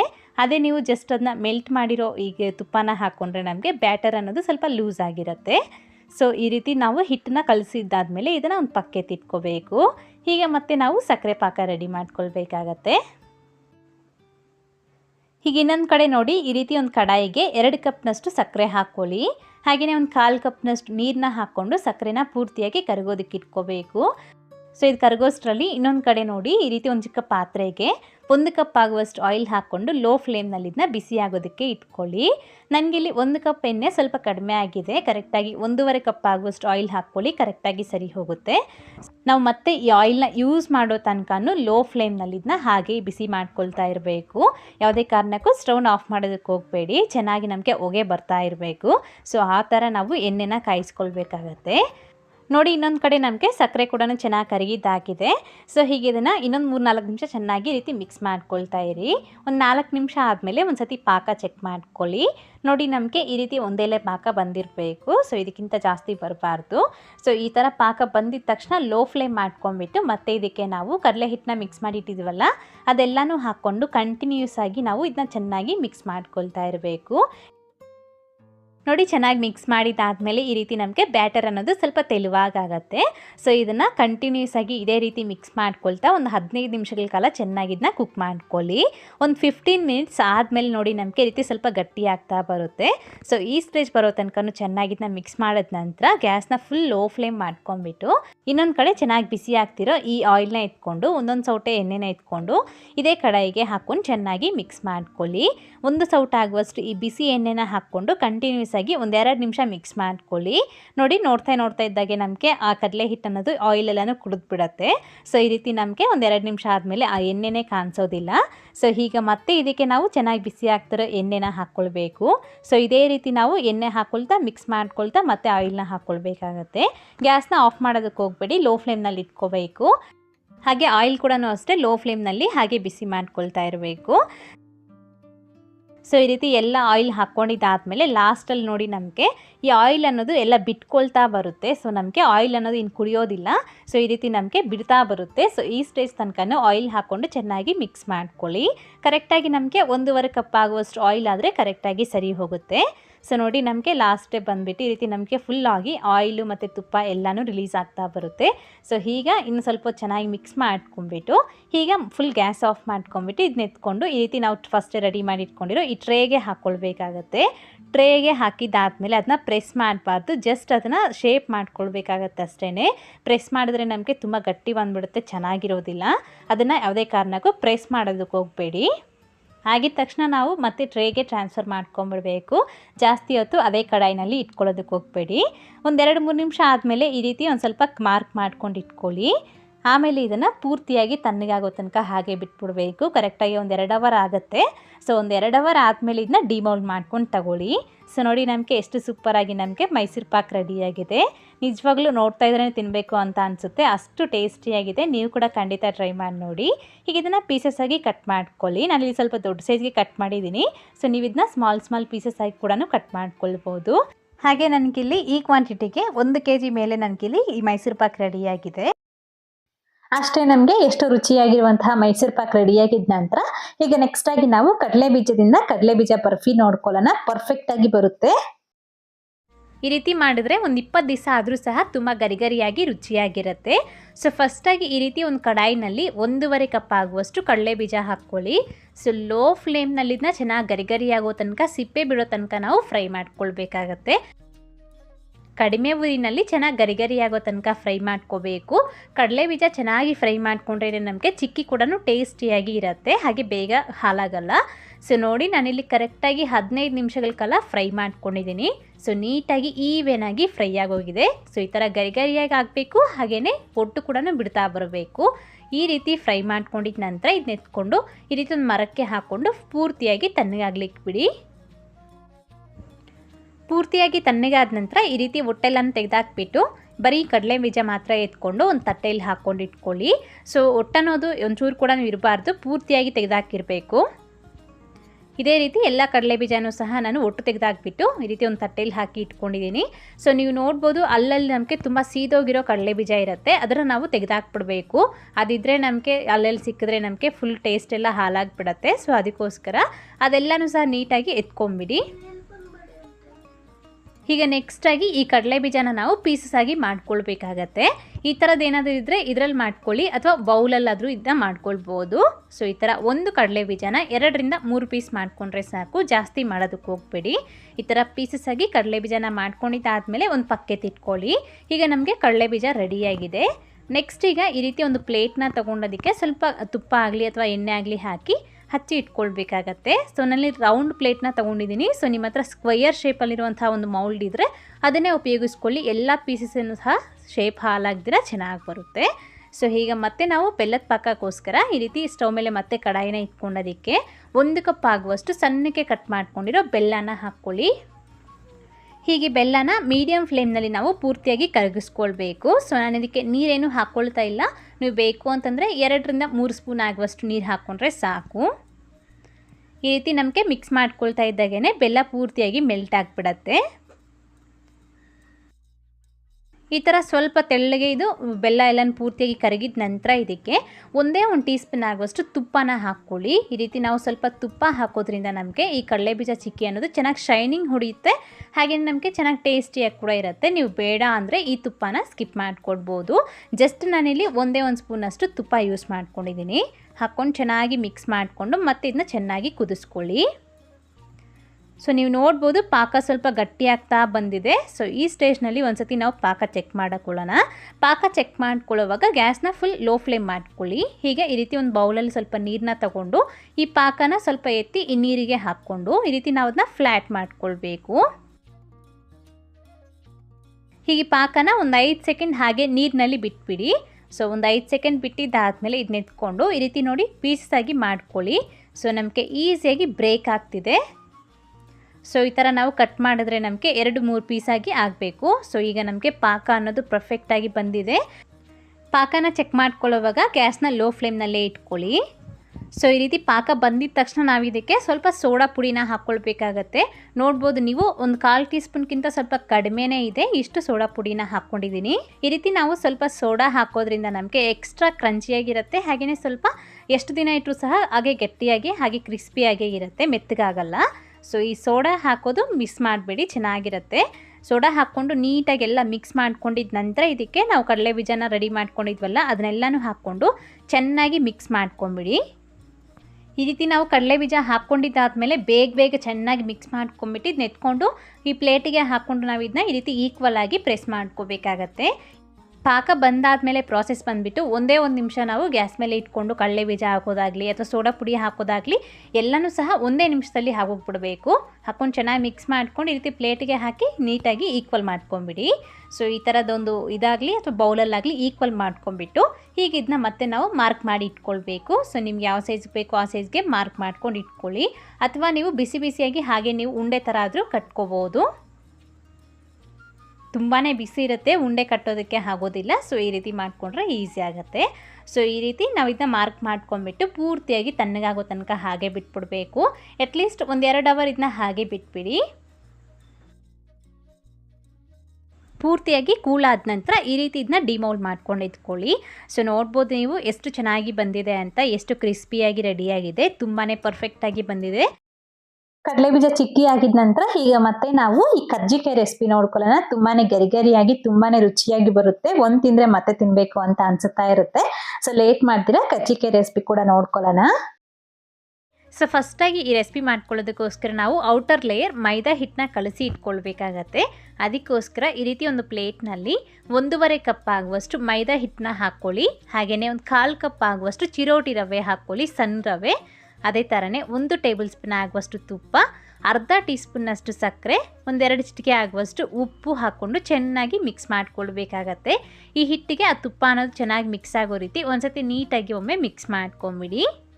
ಈ ಥರ ಎಲ್ಲನೂ ಸಹ ಚೆನ್ನಾಗಿ ಬೆರೆಸಿದ ನಂತರ ಇದಕ್ಕೆ ಒಂದು ಸ್ವಲ್ಪ ನೀರನ್ನ ಹಾಕ್ಕೊಳ್ತಾ ನಾವು ಹಿಟ್ಟನ್ನ ಕಲಿಸ್ಕೊಳ್ಬೇಕು. ನಾರ್ಮಲ್ ಆಗಿ ಚಪಾತಿ ಹಿಟ್ಟು ಯಾವ ಥರ ಇರುತ್ತೆ ಅದೇ ಥರನೇ ಇದು ಕೂಡ ಕಲಿಸ್ಕೊಳ್ಬೇಕಾಗತ್ತೆ. ನೀರನ್ನ ಸ್ವಲ್ಪ ಹಾಕ್ಕೊಂಡು ಮಿಕ್ಸ್ ಮಾಡ್ಕೋಬೇಕು. 1.5 ಕಪ್ನಷ್ಟು ಮೈದಾ ಹಿಟ್ಟಿಗೆ ನನಗಿಲ್ಲಿ ಕರೆಕ್ಟಾಗಿ 3/4 ಕಪ್ ಆಗುವಷ್ಟು ನೀರು ಯೂಸ್ ಆಗಿದೆ. ಸೊ ನೋಡಿಕೊಂಡು ನೀರನ್ನ ಹಾಕ್ಕೊಂಡು ಮಿಕ್ಸ್ ಮಾಡ್ಕೊಳ್ಳಿ. ಹಿಟ್ಟನ್ನ ಕಲಿಸ್ಕೊಳೋ ಟೈಮಲ್ಲಿ ಚೆನ್ನಾಗಿ ನಾದ್ಕೊಂಡು ಮಿಕ್ಸ್ ಮಾಡ್ಕೊಳ್ಬೇಕು. ಸೊ ನೋಡಿದ್ರಲ್ವಾ, ಈ ರೀತಿ ಒಂದ್ಸತಿ ಹಿಟ್ಟು ಉಂಡೆ ರೀತಿ ಫಾರ್ಮ್ ಆಗಿದ ನಂತರ ಇದಕ್ಕೆ ಒಂದು ಅರ್ಧ ಟೀ ಸ್ಪೂನ್ ಆಗುವಷ್ಟು ಎಣ್ಣೆ ಹಾಕ್ಕೊಂಡು ಚೆನ್ನಾಗಿ ಮತ್ತೆ ಇದನ್ನ ನಾವು ನಾದ್ಕೊಂಡು ಮಿಕ್ಸ್ ಮಾಡ್ಕೊಳ್ಬೇಕು. ಅಟ್ಲೀಸ್ಟ್ ಒಂದು 5-6 ನಿಮಿಷಗಳ ಕಾಲ ಹಿಟ್ಟನ್ನ ಚೆನ್ನಾಗಿ ನಾದ್ಬಿಟ್ಟು ಈ ರೀತಿ ನೋಡಿ ಕನ್ಸಿಸ್ಟೆನ್ಸಿ ಅನ್ನೋದು ಈ ಥರ ಇರಬೇಕು. ಈ ಥರ ಹಿಟ್ಟನ್ನ ಕಲಿಸ್ಕೊಂಡ್ಬಿಟ್ಟು ಅದ್ರ ಮೇಲೆ ಒಂದು ಪ್ಲೇಟ್ನ ಮುಚ್ಚಿ ಒಂದು 20 ನಿಮಿಷ ಪಕ್ಕೆತ್ತಿಟ್ಕೊಳ್ಳಿ, ಅಥವಾ ಸ್ಟಫಿಂಗ್ ರೆಡಿ ಆಗೋ ತನಕ ಇದನ್ನ ಪಕ್ಕೆತ್ತಿಟ್ಕೊಂಡ್ರೆ ಸಾಕಾಗತ್ತೆ. ಈಗ ಈ ಕರ್ಜಿಕಾಯಿಗೆ ಹೂರಣ ಮಾಡ್ಕೊಳ್ಳೋದಕ್ಕೋಸ್ಕರ ಈ ರೀತಿ ನಾವು ಫಸ್ಟೇ ಒಣಕೊಬ್ಬರಿನ ಸಣ್ಣಕ್ಕೆ ಕಟ್ ಮಾಡಿ ತಗೊಳ್ಬೇಕು. ಸೊ ನಾನಿಲ್ಲಿ ಸ್ವಲ್ಪ ದೊಡ್ಡ ಸೈಜಿಂದು 2 ಚಿಪ್ನ ಸಣ್ಣಕ್ಕೆ ಕಟ್ ಮಾಡಿ ತಗೊಂಡಿದ್ದೀನಿ. ಹೀಗೆ ಇದನ್ನ ಮಿಕ್ಸಿ ಜಾರಿಗೆ ಹಾಕ್ಕೊಂಡು ಸ್ವಲ್ಪ ತರಿಯಾಗಿ ಗ್ರೈಂಡ್ ಮಾಡಿ ಈ ರೀತಿ ಒಂದು ಮಿಕ್ಸಿಂಗ್ ಬೌಲ್ಗೆ ಹಾಕ್ಕೊಳ್ಳಿ. ಸೊ ನೀವು ಬೇಕು ಅಂತಂದರೆ ಸಣ್ಣದಾಗಿ ಗ್ರೇಟ್ ಮಾಡಿ ಆದರೂ ತಗೊಳ್ಬೋದು. ಇದೇ ರೀತಿ ಉಳಿದಿರೋ ಕೊಬ್ಬರಿ ಕೂಡ ಸಣ್ಣದಾಗಿ ಗ್ರೈಂಡ್ ಮಾಡಿ ಇದೇ ಬೌಲ್ಗೆ ಹಾಕ್ಕೊಂಡಿದ್ದೀನಿ. ಸೊ ನಿಮಗೆ ಮೆಜರ್ಮೆಂಟ್ ಗೊತ್ತಾಗಬೇಕು ಅಂತಂದರೆ ಈ ರೀತಿ ಗ್ರೈಂಡ್ ಮಾಡ್ಕೊಂಡಿರೋ ಈ ಒಣಕೊಬ್ಬರಿನ ಒಂದ್ಸತಿ ಮೆಜರ್ ಮಾಡ್ಕೊಳ್ಳಿ. ಈ ಥರ ನಾನು ಯಾವುದಾದ್ರೂ ಒಂದು ಕಪ್ಪಳತೆಯಲ್ಲಿ 2 ಕಪ್ನಷ್ಟು ಈ ಒಣಕೊಬ್ಬರಿ ತುರಿನ ತಗೊಂಡಿದ್ದೀನಿ. ನೆಕ್ಸ್ಟ್ ಈಗ ಅದೇ ಕಪ್ಪಳತೆಯಲ್ಲಿ ಅರ್ಧ ಕಪ್ನಷ್ಟು ಕಡಲೆಪಪ್ಪನ್ನ ಒಂದು ಮಿಕ್ಸಿ ಜಾರಿಗೆ ಹಾಕ್ಕೊಳ್ಳಿ. ಅದೇ ಥರನೇ 1 ಕಪ್ ಆಗುವಷ್ಟು ಸಣ್ಣಕ್ಕೆ ಕಟ್ ಮಾಡ್ಕೊಂಡಿರೋ ಬೆಲ್ಲ, ಹಾಗೆಯೇ ಒಂದು 3 ಏಲಕ್ಕಿ ಕೂಡ ಹಾಕ್ಕೊಂಡು ಫೈನಾಗಿ ನಾವು ಗ್ರೈಂಡ್ ಮಾಡ್ಕೊಳ್ಬೇಕಾಗತ್ತೆ. ಈ ರೀತಿ ಸ್ಮೂತಾಗಿ ಗ್ರೈಂಡ್ ಮಾಡಿ ಹೀಗಿದು ಕೂಡ ಎತ್ಕೊಂಡು ಇದೇ ಮಿಕ್ಸಿಂಗ್ ಬೌಲ್ಗೆ ಹಾಕ್ಕೊಳ್ಬೇಕು. ಹಾಗೆಯೇ 1 ಟೀ ಸ್ಪೂನ್ ಆಗುವಷ್ಟು ಬಿಳಿ ಎಳ್ಳು ಅಥವಾ ಕಪ್ಪೆಳ್ಳು ಯಾವುದಾದ್ರೂ ಹಾಕ್ಕೊಳ್ಬೋದು. ಸೊ ಹಾಗೆಯೇ 1 ಟೀ ಸ್ಪೂನ್ ಆಗುವಷ್ಟು ಗಸಗಸೆನ ಈ ರೀತಿ ಒಂದು ಚಿಕ್ಕ ಪ್ಯಾನ್ಗೆ ಹಾಕ್ಕೊಂಡು ಒಂದು 30 ಸೆಕೆಂಡ್ ಇದನ್ನ ಫ್ರೈ ಮಾಡಿ ಆನಂತರ ಈ ಗಸಗಸೆನ ಎತ್ತು ಇದಕ್ಕೆ ಹಾಕ್ಕೊಳ್ಳಿ. ಈ ಗಸಗಸೆ ಹಾಗೆ ಎಳ್ಳು ಅನ್ನೋದು ಹಾಕಿದ್ರೆ ತುಂಬ ರುಚಿಯಾಗಿರುತ್ತೆ ಕರ್ಜಿಕಾಯಿ ತಿನ್ನಲಿಕ್ಕೆ. ಸೊ ಹೀಗೆ ಇಷ್ಟೆಲ್ಲ ಹಾಕ್ಕೊಂಡಿದ್ದ ನಂತರ ಚೆನ್ನಾಗಿ ಮಿಕ್ಸ್ ಮಾಡಿಬಿಡಿ. ಈ ರೀತಿ ನೋಡಿ ಎಲ್ಲನೂ ಸಹ ನೀಟಾಗಿ ಮಿಕ್ಸ್ ಆಗಿದೆ. ಹೀಗೆ ನಮಗೆ ಈ ಕರ್ಜಿಕಾಯಿಗೆ ಬೇಕಾಗಿರುವಂತಹ ಸ್ಟಫಿಂಗ್ ರೆಡಿಯಾಗಿದೆ. ಹೀಗೆ ಒಂದು ಪಕ್ಕಕ್ಕೆ ಇಟ್ಕೊಳ್ಳಿ. ಸೊ ಈ ಹೂರಣ ರೆಡಿ ಮಾಡೋಷ್ಟರಲ್ಲಿ ಈ ಹಿಟ್ಟು ಕೂಡ ಚೆನ್ನಾಗಿ ನೆಂದಿರುತ್ತೆ. ನೀವು ನೋಡ್ಬೋದು ಕರೆಕ್ಟಾಗಿ ಒಂದು 20 ನಿಮಿಷ ಆಗಿದೆ, ಚೆನ್ನಾಗಿ ಸಾಫ್ಟಾಗಿ ನೆಂದೋಗಿದೆ. ಇದನ್ನ ಇನ್ನೊಂದ್ಸತಿ ಈ ರೀತಿ ನೀಟಾಗಿ ಮಿಕ್ಸ್ ಮಾಡ್ಕೊಂಬಿಟ್ಟು ಒಂದು ಸ್ವಲ್ಪ ಹಿಟ್ಟನ್ನ ತಗೊಂಡು ರೌಂಡಾಗಿ ಮಾಡ್ಕೊಳ್ಳಿ. ಇಷ್ಟೇ ಹಿಟ್ಟು ಸಾಕಾಗತ್ತೆ. ಈಗ ಉಳಿದಿರೋ ಹಿಟ್ಟು ಮೇಲೆ ಒಂದು ಪ್ಲೇಟ್ನ ಮುಚ್ಚಿ ಒಂದು ಪಕ್ಕೆತ್ತಿ ಇಟ್ಕೊಳ್ಬೇಕು. ಹಿಟ್ಟು ಅನ್ನೋದು ನಮಗೆ ಒಣಗಬಾರ್ದು. ಈಗ ನೋಡಿ ಸ್ವಲ್ಪ ಮೈದಾ ಹಿಟ್ಟನ್ನ ಡಸ್ಟ್ ಮಾಡಿಕೊಂಡು ನಾವು ಇದನ್ನ ರೋಲ್ ಮಾಡ್ಕೊಳ್ಬೇಕಾಗತ್ತೆ. ಸ್ವಲ್ಪ ಚಿಕ್ಕದಾಗಿ ಪೂರಿಗೆ ಯಾವ ಥರ ನಾವು ಲಟ್ಟಿಸ್ಕೊಳ್ತೀರಿ ಆ ಥರ ಇದು ಕೂಡ ಲಟ್ಟಿಸ್ಕೊಳ್ಬೇಕು. ಸೊ ಈ ಥರ ರೌಂಡಾಗಿ ಇದನ್ನ ಲಟ್ಟಿಸ್ಕೊಳ್ಳಿ. ಸ್ವಲ್ಪ ಮೈದಾ ಹಿಟ್ಟು ಬೇಕಿದ್ರೆ ಹಾಕ್ಕೊಂಡು ನಾವು ಲಟ್ಟಿಸ್ಬೋದು. ಹೀಗೆ ಇದನ್ನ ಎತ್ಕೊಂಡು ಈ ರೀತಿ ನಾವು ಕರ್ಜಿಕಾಯಿ ಮೌಲ್ಡ್ ಮೇಲೆ ಹಾಕ್ಕೊಳ್ಬೇಕಾಗತ್ತೆ. ಸೊ ನಿಮ್ಮ ಹತ್ರ ಕರ್ಜಿಕಾಯಿ ಮೌಲ್ಡ್ ಇಲ್ಲ ಅಂದರೂ ಕೂಡ ಹೇಗೆ ಮಾಡ್ಕೊಳ್ಳೋದು ಅಂತ ನೆಕ್ಸ್ಟ್ ತೋರಿಸ್ತಿದ್ದೀನಿ. ಸೊ ಫಸ್ಟ್ ಕರ್ಜಿಕಾಯಿ ಮೌಲ್ಡ್ಗೆ ಸ್ವಲ್ಪ ಮೈದಾ ಹಿಟ್ಟನ್ನ ಡಸ್ಟ್ ಮಾಡಿಕೊಂಡು ಅನಂತರ ಅದ್ರ ಮೇಲೆ ಈ ಶೀಟ್ನ ಇಕ್ಬಿಟ್ಟು ಆ ಕರ್ಜಿಕಾಯಿ ಮೌಲ್ಡ್ನ ಸ್ವಲ್ಪ ಬೆಂಡ್ ಮಾಡಿಕೊಂಡು ಅನಂತರ ಸೆಂಟರ್ಗೆ ಸ್ಟಫಿಂಗ್ನ ಹಾಕ್ಕೊಂಡ್ಬಿಟ್ಟು ಇದನ್ನ ನಾವು ಆ ಕಡೆ ಈ ಕಡೆ ಎಡ್ಜಸ್ಗೆ ಸ್ವಲ್ಪ ವಾಟರ್ನ ಅಪ್ಲೈ ಮಾಡ್ಕೋಬೇಕು. ಈ ರೀತಿ ನೀರನ್ನ ಸ್ವಲ್ಪ ಆ ಕಡೆ ಈ ಕಡೆ ಅಪ್ಲೈ ಮಾಡ್ಕೊಳ್ಳಿ. ಚೆನ್ನಾಗಿ ಸ್ಟಿಕ್ ಆಗುತ್ತೆ, ಎಲ್ಲೂ ಸಹ ಓಪನ್ ಆಗೋದಿಲ್ಲ ಈ ರೀತಿ ನೀರು ಅಪ್ಲೈ ಮಾಡೋದ್ರಿಂದ. ಸೊ ಹೀಗಿದನ್ನ ಚೆನ್ನಾಗಿ ನೀಟಾಗಿ ಪ್ರೆಸ್ ಮಾಡಿಬಿಡಿ. ಈ ರೀತಿ ಟೈಟಾಗಿ ಪ್ರೆಸ್ ಮಾಡಿಕೊಂಡು ಎಕ್ಸ್ಟ್ರಾ ಹಿಟ್ಟೇನಿದೆ ಅದನ್ನು ತೆಗೆದಾಕ್ಬಿಡಿ. ಹೀಗಿದ್ದ ನಿಧಾನಕ್ಕೆ ಇದನ್ನ ರಿಮೂವ್ ಮಾಡ್ಕೊಂಡ್ಬಿಡ್ಬೇಕು. ಅಷ್ಟೇ ನಮಗೆ ಕರ್ಜಿಕಾಯಿ ಶೇಪ್ ಅನ್ನೋದು ಈಸಿಯಾಗಿ ಬಂದ್ಬಿಡತ್ತೆ. ಸೊ ಹೀಗೆ ನೆಕ್ಸ್ಟು ನಾವು ಈ ಥರ ಕರ್ಜಿಕಾಯಿ ಮೌಲ್ಡ್ ಇಲ್ಲ ಅಂದರೆ ಹೇಗೆ ಮಾಡ್ಕೊಳ್ಳೋದು ಅಂತ ನೋಡೋಣ. ಫಸ್ಟ್ ಈ ರೀತಿ ಪೂರಿ ಥರ ಶೀಟ್ನ ಮಾಡ್ಕೊಂಡ್ಬಿಟ್ಟು ಸೆಂಟರ್ಗೆ ಸ್ಟಫಿಂಗ್ನ ಇಟ್ಕೊಂಡು ಮತ್ತು ಸೇಮ್ ಅದೇ ಥರನೇ ಎಡ್ಜಸ್ಗೆ ವಾಟರ್ನ ಅಪ್ಲೈ ಮಾಡ್ಕೊಳ್ಳಿ. ಹೀಗೆ ಅದನ್ನ ಈ ರೀತಿ ವಿಡಿಯೋದಲ್ಲಿ ತೋರಿಸಿರೋ ಹಾಗೆ ನಾವು ಅದನ್ನ ಫೋಲ್ಡ್ ಮಾಡ್ಕೊಳ್ಬೇಕು. ಆಮೇಲೆ ಎರಡು ಎಡ್ಜಸ್ಸನ್ನು ಈ ರೀತಿ ಟೈಟಾಗಿ ಪ್ರೆಸ್ ಮಾಡಿಬಿಡಿ. ಆನಂತರ ಇದನ್ನ ಈ ರೀತಿ ಫೋರ್ಕಲ್ಲಿ ಸ್ವಲ್ಪ ಈ ರೀತಿ ನಾವು ಪ್ರೆಸ್ ಮಾಡಿಕೊಂಡ್ರೆ ನೀಟಾಗಿ ಶೇಪ್ ಅನ್ನೋದು ಬಂದುಬಿಡತ್ತೆ. ಹಾಗೆ ಟೈಟಾಗಿ ಸೀಲ್ ಆಗಿಬಿಡತ್ತೆ. ನೋಡಿದ್ರಲ್ವಾ ಎಷ್ಟು ಸುಲಭವಾಗಿ ರೆಡಿಯಾಗಿದೆ. ಹೀಗೆ ಇನ್ನೊಂದು ಥರ ನೋಡ್ಕೊಳ್ಳೋಣ. ಸೇಮ್ ಅದೇ ಥರನೇ ಪೂರಿ ಥರ ಶೀಟ್ನ ರೆಡಿ ಮಾಡಿಕೊಂಡು ಸೆಂಟ್ರಿಗೆ ಸ್ಟಫಿಂಗ್ನ ಇಟ್ಕೊಂಡು ಎಡ್ಜಸ್ಗೆ ವಾಟರ್ನ ಅಪ್ಲೈ ಮಾಡಿ ಎರಡೂ ಕಡೆಯೂ ಈವನ್ ಆಗಿ ರೀತಿ ಟೈಟಾಗಿ ಪ್ರೆಸ್ ಮಾಡ್ಕೊಂಡ್ಬಿಟ್ಟು ಹೀಗಿದ್ನ ನಾವು ಕೈಯಲ್ಲಿ ಫೋಲ್ಡ್ ಮಾಡ್ಕೊಳ್ಬೇಕಾಗತ್ತೆ. ಜಸ್ಟ್ ಅದನ್ನ ಪ್ರೆಸ್ ಮಾಡಿ ಫೋಲ್ಡ್ ಮಾಡಿ, ಪ್ರೆಸ್ ಮಾಡಿ ಫೋಲ್ಡ್ ಮಾಡಿ ಅಷ್ಟೇ, ಇನ್ನೇನಿಲ್ಲ. ಜಸ್ಟ್ ಪ್ರೆಸ್ ಮಾಡಿಬಿಟ್ಟು ಫೋಲ್ಡ್ ಮಾಡೋದು. ತುಂಬ ಚೆನ್ನಾಗಿರುತ್ತೆ ಈ ಡಿಸೈನ್ ಕೂಡ, ಎಲ್ಲೂ ಸಹ ಓಪನ್ ಆಗೋದಿಲ್ಲ, ಚೆನ್ನಾಗಿ ಸೀಲ್ ಆಗಿಬಿಡುತ್ತೆ. ಈ ಥರ ನಿಮ್ಗೆ ಯಾವ ಶೇಪಿಗೆ ಬೇಕೋ ಆ ಶೇಪ್ಗೆ ಕರ್ಜಿಕಾಯಿನ ಮಾಡ್ಕೊಂಡ್ಬಿಟ್ಟು ಒಂದು ಪ್ಲೇಟಲ್ಲಿ ಹಾಕಿ ಪಕ್ಕೆತ್ತಿಟ್ಕೊಳ್ಳಿ. ಸೊ ಒಂದು ಬ್ಯಾಚ್ ಫ್ರೈ ಆಗಲಿಕ್ಕೆ ಎಷ್ಟು ಬೇಕೋ ಅಷ್ಟು ಸ್ವಲ್ಪನೇ ಮಾಡಿಕೊಂಡು ಎಣ್ಣೆಗೆ ಹಾಕಿ ಫ್ರೈ ಮಾಡ್ಕೊಳ್ತಾ ಇರಬೇಕು. ಎಲ್ಲ ಒಂದೇ ಸತಿ ಮಾಡೋದಕ್ಕೆ ಹೋಗಬೇಡಿ. ಈ ರೀತಿ ಒಂದು 10 ಒಂದು ಸತಿ ಮಾಡಿಟ್ಕೊಂಡು ಅದನ್ನ ಫ್ರೈ ಮಾಡ್ಕೊಂಡಿದ ನಂತರ ಮತ್ತೆ ಮಾಡಿಕೊಂಡ್ರೆ ತುಂಬ ಚೆನ್ನಾಗಿರುತ್ತೆ. ಇಲ್ಲಾಂದರೆ ಮೇಲ್ಗಡೆ ಎಲ್ಲ ಒಣಗೋಗ್ಬಿಡುತ್ತೆ. ಈಗ ಸೇಮ್ ಡೀಪ್ ಫ್ರೈ ಮಾಡ್ಕೊಳ್ಳೋದಕ್ಕೆ ಆಯಿಲ್ ಬಿಸಿ ಮಾಡಿಕೊಂಡು ಗ್ಯಾಸ್ನ ಮೀಡಿಯಮ್ ಫ್ಲೇಮ್ನಲ್ಲಿ ಇಟ್ಕೊಂಡು ಈ ರೀತಿ ಒಂದು 4 ಕರ್ಜಿಕಾಯಿನ ಆಯಿಲ್ಗೆ ಹಾಕ್ಕೊಳ್ಳಿ. ಎಷ್ಟು ಹಿಡಿಸುತ್ತೋ ಅಷ್ಟು ಕರ್ಜಿಕಾಯಿನ ಹಾಕ್ಕೊಂಡ್ಬಿಟ್ಟು ಒಂದು ಕಡೆ ಸ್ವಲ್ಪ ಫ್ರೈ ಆಗಿದ ನಂತರ ಇನ್ನೊಂದು ಕಡೆಗೆ ತಿರುಗಿಸ್ಕೊಂಡು ಆ ಕಡೆ ಈ ಕಡೆ ಚೆನ್ನಾಗಿ ಗರಿ ಆಗಿಬಿಟ್ಟು ಕಲರ್ ಚೇಂಜ್ ಆಗೋ ತನಕ ಮೀಡಿಯಮ್ ಫ್ಲೇಮ್ನಲ್ಲಿ ಫ್ರೈ ಮಾಡ್ಕೊಳ್ಳೋದು ಅಷ್ಟೇ. ಆಯಿಲಲ್ಲಿ ಒಂಚೂರು ಕೂಡ ಬಿಡೋದಾಗಲಿ ಆ ಥರ ಏನೂ ಆಗೋದಿಲ್ಲ, ತುಂಬ ಚೆನ್ನಾಗಿ ಬರುತ್ತೆ. ಮೀಡಿಯಮ್ ಫ್ಲೇಮ್ನಲ್ಲೇ ಫ್ರೈ ಮಾಡ್ಕೊಳ್ಳಿ, ಚೆನ್ನಾಗಿ ಗರಿಯಾಗಿರುತ್ತೆ ಮೇಲೆ. ಸೊ ನೋಡಿದ್ರಲ್ವಾ ಈ ರೀತಿ ಚೆನ್ನಾಗಿ ಕಲರ್ ಬಂದಿದೆ, ಸೂಪರಾಗಿ ಫ್ರೈ ಆಗಿದೆ. ಹೀಗಿದ್ನ ನಾವು ಎತ್ಕೊಳ್ಳೋದು ಅಷ್ಟೇ. ಇದೇ ಥರನೇ ಎಲ್ಲ ಕಜ್ಜಿಕಾಯಿನೂ ಸಹ ಮಾಡಿ ಫ್ರೈ ಮಾಡ್ಕೊಂಡು ತಗೊಳ್ಳಿ. ಸೊ ನಮಗೆ ಕರೆಕ್ಟಾಗಿ ಹಿಟ್ಟಾಗಲಿ ಸ್ಟಫಿಂಗ್ ಆಗಲಿ ಎರಡೂ ಸಹ ಈಕ್ವಲ್ ಆಗಿ ಸರಿ ಹೋಗುತ್ತೆ. ಒಂದು ಜಾಸ್ತಿ ಅಥವಾ ಒಂದು ಕಡಿಮೆ ಆ ಥರ ಏನೂ ಆಗೋದಿಲ್ಲ, ಕರೆಕ್ಟಾಗಿ ಸರಿ ಹೋಗುತ್ತೆ. ಮೆಜರ್ಮೆಂಟ್ಸ್ ಕೂಡ ಪರ್ಫೆಕ್ಟಾಗಿರುತ್ತೆ. ಟೇಸ್ಟ್ ಅಂತೂ ಅದ್ಭುತವಾಗಿರುತ್ತೆ. ನೀವು ಕೂಡ ತಪ್ಪದೆ ಒಂದು ಸತಿ ಟ್ರೈ ಮಾಡಿ ನೋಡಿ. ಸೊ ನಾನು ತಗೊಂಡಿರೋ ಈ ಕ್ವಾಂಟಿಟಿಗೆ ನನಗಿಲ್ಲಿ 35 ಕಜ್ಜಿಕಾಯಿ ಆಗಿದೆ. ಸೊ ನೋಡಿಕೊಂಡು ಕ್ವಾಂಟಿಟಿನ ಜಾಸ್ತಿ ಅಥವಾ ಕಡಿಮೆ ಮಾಡ್ಕೊಳ್ಳಿ. ಸೊ ಈ ರೀತಿ ಮಾಡಿಟ್ಕೊಂಡ್ರೆ ಒಂದು ತಿಂಗಳ ತನಕನೂ ಚೆನ್ನಾಗಿ ಗರಿಯಾಗಿರುತ್ತೆ, ಕೆಟ್ಟೋಗೋ ಚಾನ್ಸೇ ಇರೋ. ಕೊನೆಯದಾಗಿ ನಾವಿಲ್ಲಿ ಈ ಒಣಕೊಬ್ಬರಿಯಿಂದ ಮಾಡುವಂತಹ ರುಚಿಯಾದ ಸಾಫ್ಟ್ ಆಗಿರುವ ಈ ಬರ್ಫಿ ರೆಸಿಪಿ ನೋಡೋಣ. ತುಂಬಾನೇ ಸುಲಭ ಮಾಡೋದು. ಸೊ ಫಸ್ಟಾಗಿ ಈ ಬರ್ಫಿ ಮಾಡ್ಕೊಳ್ಳೋದಕ್ಕೋಸ್ಕರ ನಾನಿಲ್ಲಿ 4 ಚಿಪ್ನಷ್ಟು ಒಣ ಕೊಬ್ಬರಿನ ತೊಗೊಂಡಿದ್ದೀನಿ. ಸೊ ಈಗ ನಾವು ಈ ಬ್ರೌನ್ ಕಲರ್ ಪಾರ್ಟ್ ಏನಿದೆ ಅದನ್ನು ನಾವು ತೆಗೆದಾಕ್ಬಿಡಬೇಕು. ಈ ರೀತಿ ನೋಡಿ ವಿಡಿಯೋದಲ್ಲಿ ತೋರಿಸಿರೋ ಹಾಗೆ ಗ್ರೇಟರ್ ಸಹಾಯದಿಂದ ನಾವು ಈ ಒಣ ಕೊಬ್ಬರಿ ಮೇಲ್ಗಡೆ ಇರುವಂತಹ ಬ್ರೌನ್ ಪಾರ್ಟ್ನ ಈಸಿಯಾಗಿ ತೆಗಿಬೋದು. ಈ ಥರ ನಾವು ನಿಧಾನವಾಗಿ ಅದನ್ನು ಗ್ರೇಟ್ ಮಾಡ್ಕೊಳ್ಬೇಕಾಗತ್ತೆ. ಜಾಸ್ತಿ ಫೋರ್ಸ್ ಆಗಿ ಗ್ರೇಟ್ ಮಾಡಬೇಡಿ, ಜಸ್ಟ್ ಮೇಲ್ಮೇಲೆ ಈ ರೀತಿ ನಾವು ಗ್ರೇಟ್ ಮಾಡಿಕೊಂಡ್ರೆ ಎಲ್ಲನೂ ಸಹ ನೀಟಾಗಿ ಬಂದ್ಬಿಡತ್ತೆ. ಸೊ ಈ ಥರ ಆ ಮೇಲ್ಗಡೆ ಇರುವಂತಹ ಬ್ರೌನ್ ಕಲರ್ ಪಾರ್ಟ್ನ ತೆಗೆದಾಕ್ಬಿಡಿ. ಹಾಗೆ ನಮಗೆ ನೋಡೋದಕ್ಕೆ ಚೆನ್ನಾಗಿರುತ್ತೆ. ಅಥವಾ ನೀವು ಹಾಗೆ ಆದರೂ ಮಾಡ್ಕೊಳ್ಬೋದು, ಏನೂ ತೊಂದರೆ ಇಲ್ಲ. ಸೊ ಇದೇ ರೀತಿ ನಾನು 4 ಚಿಪ್ಪನ್ನು ಸಹ ಆ ಮೇಲ್ಗಡೆ ಇರುವಂತಹ ಬ್ರೌನ್ ಪಾರ್ಟ್ನ ತೆಗೆದಾಕ್ಬಿಟ್ಟು ಇಟ್ಕೊಂಡಿದ್ದೀನಿ. ಸೊ ಹೀಗೆ ನಾವು ಸಣ್ಣ ಸಣ್ಣ ಪೀಸಾಗಿ ಕಟ್ ಮಾಡಿ ತಗೊಳ್ಬೇಕು. ಸೊ ನಾನು ಇದನ್ನು ಮಿಕ್ಸಿಗೆ ಹಾಕ್ಕೊಂಡು ಗ್ರೈಂಡ್ ಮಾಡ್ಕೊಳ್ತಾ ಇದ್ದೀನಿ. ನೀವು ಬೇಕು ಅಂತಂದರೆ ಇದನ್ನು ಸಣ್ಣದಾಗಿ ಗ್ರೇಟ್ ಮಾಡಾದರೂ ಉಪಯೋಗಿಸ್ಕೊಳ್ಬೋದು. ಸೊ ಈ ಥರ ಒಂದು ಮಿಕ್ಸಿ ಜಾರಿಗೆ ಹಾಕ್ಕೊಂಡು ನಾನು ಇದನ್ನ ಫೈನಾಗಿ ರೀತಿ ಸ್ವಲ್ಪ ಗ್ರೇಟ್ ಮಾಡ್ಕೊಂಡಿದ್ದೀನಿ, ಸ್ವಲ್ಪ ರೀತಿ ಗ್ರೈಂಡ್ ಮಾಡ್ಕೊಂಡಿದ್ದೀನಿ. ನೋಡ್ಬೋದು ಈ ಥರ ಇದನ್ನ ಗ್ರೈಂಡ್ ಮಾಡ್ಕೊಂಡ್ಬಿಟ್ಟು ಈ ಥರ ಒಂದು ಕಪ್ಪಳತೆಯಲ್ಲಿ ಮೆಜರ್ ಮಾಡಿಕೊಂಡು ಒಂದು ಪಕ್ಕಕ್ಕೆ ಇಟ್ಕೊಳ್ಳಿ. ಈ ಥರ ನಾನು ಈ ಕಪ್ಪಳತೆಯಲ್ಲಿ ಸ್ವಲ್ಪ ಲೈಟಾಗಿ ಪ್ರೆಸ್ ಮಾಡಿಕೊಂಡು 2 ಕಪ್ನಷ್ಟು ತಗೊಂಡಿದ್ದೀನಿ. ಸೊ ಈಗ ಈ ಕೊಬ್ಬರಿ ತುರಿನ ಎತ್ಕೊಂಡು ನಾವು ಈ ರೀತಿ ಒಂದು ಕಡಾಯಿಗೆ ಹಾಕ್ಕೊಳ್ಬೇಕು. ಹಾಕ್ಕೊಂಡು ಜಸ್ಟ್ ಮೀಡಿಯಮ್ ಫ್ಲೇಮ್ನಲ್ಲಿ ಒಂದು ನಿಮಿಷ ಫ್ರೈ ಮಾಡ್ಕೊಳ್ಳಿ, ಅಷ್ಟೇ ಸಾಕು. ಅದು ಸ್ವಲ್ಪ ನಮಗೆ ಬಿಸಿ ಆದರೆ ಸಾಕು. ಈ ಥರ 1 ನಿಮಿಷಗಳ ಕಾಲ ಇದನ್ನ ಹುರ್ಕೊಂಡಿದ್ದಾದಮೇಲೆ ಮತ್ತೆ ಇದಕ್ಕೆ ಅದೇ ಕಪ್ಪಳತೆಯಲ್ಲಿ 2 ಕಪ್ನಷ್ಟು ಕಾಯಿ ತುರಿಗೆ ನಾವು 1 ಕಪ್ ತುಂಬ ನಾವು ಗಟ್ಟಿಯಾಗಿರುವಂತಹ ಹಾಲನ್ನ ತಗೊಳ್ಬೇಕು. ಹಾಲು ಬಂದುಬಿಟ್ಟು ಕಾಯಿಸಿ ಆರಿಸಿರೋ ಹಾಲನ್ನ ತಗೊಳ್ಬೇಕಾಗತ್ತೆ. ನೀರು ಜಾಸ್ತಿ ಹಾಕ್ಕೊಳ್ಳೋದಕ್ಕೆ ಹೋಗಬೇಡಿ. ಹಾಲಿಗೆ ಸ್ವಲ್ಪ ಗಟ್ಟಿಯಾಗಿರೋ ಹಾಲು ಹಾಕ್ಕೊಂಡ್ರೆ ರುಚಿಯಾಗಿರುತ್ತೆ ಬರ್ಫಿ. ಸೊ ಹಾಲು ಹಾಕ್ಕೊಂಡಿದ್ದಾದಮೇಲೆ ಮತ್ತೆ ನಾವು ಇದನ್ನ ಚೆನ್ನಾಗಿ ಮಿಕ್ಸ್ ಮಾಡಿಕೊಡ್ತಾ ಇರಬೇಕು. ಒಂದು 5-6 ನಿಮಿಷವರೆಗೂ ನಾವು ಮೀಡಿಯಮ್ ಫ್ಲೇಮ್ನಲ್ಲಿ ಚೆನ್ನಾಗಿದ್ದನ್ನ ಮಿಕ್ಸ್ ಮಾಡ್ಕೊಳ್ತಾ ಕುಕ್ ಮಾಡ್ಕೊಳ್ಬೇಕು. ಒಂದು 5ರಿಂದ 6 ನಿಮಿಷ ಒಳಗಡೆ ನಮಗೆ ಈ ಹಾಲೆಲ್ಲನೂ ಆ ಕೊಬ್ಬರಿ ಅನ್ನೋದು ಅಬ್ಸರ್ವ್ ಮಾಡ್ಕೊಂಬಿಟ್ಟು ಸ್ವಲ್ಪ ಈ ರೀತಿ ಎಲ್ಲನೂ ಸ್ವಲ್ಪ ಡ್ರೈ ಆಗಿರುತ್ತೆ. ಸೊ ಈ ಸ್ಟೇಜ್ನಲ್ಲಿ ನಾವು ಇದಕ್ಕೆ ಸಕ್ಕರೆ ಹಾಕ್ಕೊಳ್ಬೇಕು. 2 ಕಪ್ನಷ್ಟು ಕಾಯಿ ತುರಿಗೆ 1/4 ಕಪ್ನಷ್ಟು ಸಕ್ಕರೆ ಕರೆಕ್ಟಾಗಿ ಸರಿ ಹೋಗುತ್ತೆ ಸ್ವೀಟ್ನೆಸ್ಸು. ಸೊ ಈ ಸಕ್ಕರೆ ಹಾಕ್ಕೊಂಡು ಮತ್ತೆ ಇದನ್ನ ಚೆನ್ನಾಗಿ ನಾವು ಮಿಕ್ಸ್ ಮಾಡ್ಕೊಳ್ತಾ ಇರಬೇಕು. ಸೊ ಸಕ್ಕರೆ ಹಾಕಿರೋದ್ರಿಂದ ಮತ್ತೆ ನಮಗಿದು ಸ್ವಲ್ಪ ತೆಳುವಾಗತ್ತೆ. ಸಕ್ಕರೆ ಹಾಕ್ಕೊಂಡಿದ್ದಾದಮೇಲೆ ಗ್ಯಾಸ್ನ ಮೀಡಿಯಮ್ ಫ್ಲೇಮ್ನಲ್ಲಿ ಇಟ್ಕೊಂಡು ಒಂದು 8ರಿಂದ 9 ನಿಮಿಷಗಳ ಕಾಲ ಚೆನ್ನಾಗಿ ಕುಕ್ ಮಾಡ್ಕೊಳ್ಳಿ. ಮೊದಲು ನಮಗೆ ಸ್ವಲ್ಪ ತೆಳುವಾಗತ್ತೆ, ಆನಂತರ ನೋಡಿ ಈ ರೀತಿ ಸ್ವಲ್ಪ ಗಟ್ಟಿಯಾಗ್ತಾ ಬರುತ್ತೆ. ಒಂದು 5-6 ನಿಮಿಷಕ್ಕೆ ನಮಗೆ ಈ ರೀತಿ ಸ್ವಲ್ಪ ಗಟ್ಟಿಯಾಗ್ತಾ ಬರುತ್ತೆ. ಆಗ ಗ್ಯಾಸ್ನ ಸ್ವಲ್ಪ ಲೋ ಫ್ಲೇಮ್ ಮಾಡ್ಕೊಂಡ್ಬಿಡ್ಬೇಕು, ಇಲ್ಲಾಂದರೆ ಸೀದೋಗೋ ಚಾನ್ಸ್ ಇರುತ್ತೆ.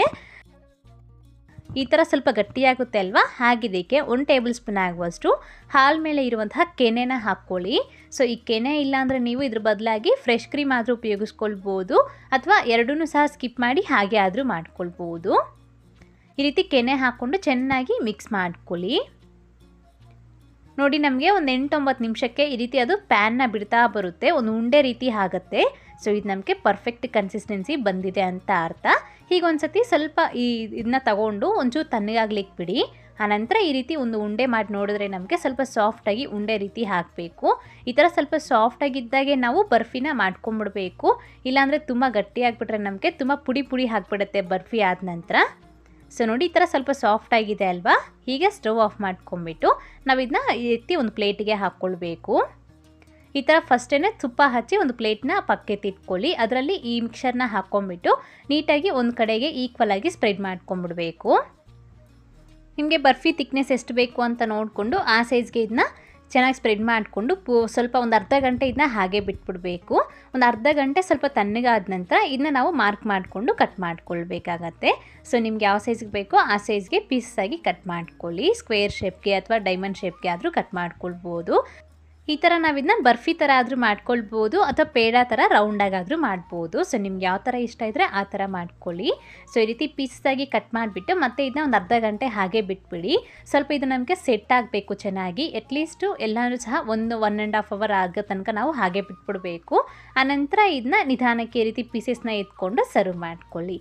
ಅಷ್ಟೇ ನಮಗೆ ತುಂಬಾ ಟೇಸ್ಟಿಯಾಗಿ ಸಾಫ್ಟಾಗಿ ಈ ಒಣಕೊಬ್ಬರಿ ಬರ್ಫಿ ರೆಡಿಯಾಗಿದೆ. ತುಂಬಾ ಚೆನ್ನಾಗಿರುತ್ತೆ ಟೇಸ್ಟು. ಅಷ್ಟೇ ನಮಗೆ ಎಲ್ಲ ಥರದ ಸ್ವೀಟ್ಸ್ ರೆಸಿಪೀಸ್ ರೆಡಿಯಾಗಿದ್ದಾವೆ. ನೀವು ಕೂಡ ಮಿಸ್ ಮಾಡದೆ ಟ್ರೈ ಮಾಡಿ, ಮಾಡಿದ್ದಾದ್ಮೇಲೆ ಹೇಗೆ ಬಂತು ಅಂತ ಮರಿದೆ ಕಾಮೆಂಟ್ ಮಾಡಿ ತಿಳಿಸಿ. ಹಾಗೆ ಇವತ್ತಿನ ವಿಡಿಯೋ ಇಷ್ಟಿದ್ರೆ ಲೈಕ್ ಮಾಡಿ, ಹಾಗೆ ಚಾನಲ್ಗೆ ಸಬ್ಸ್ಕ್ರೈಬ್ ಆಗಿ. Thank you.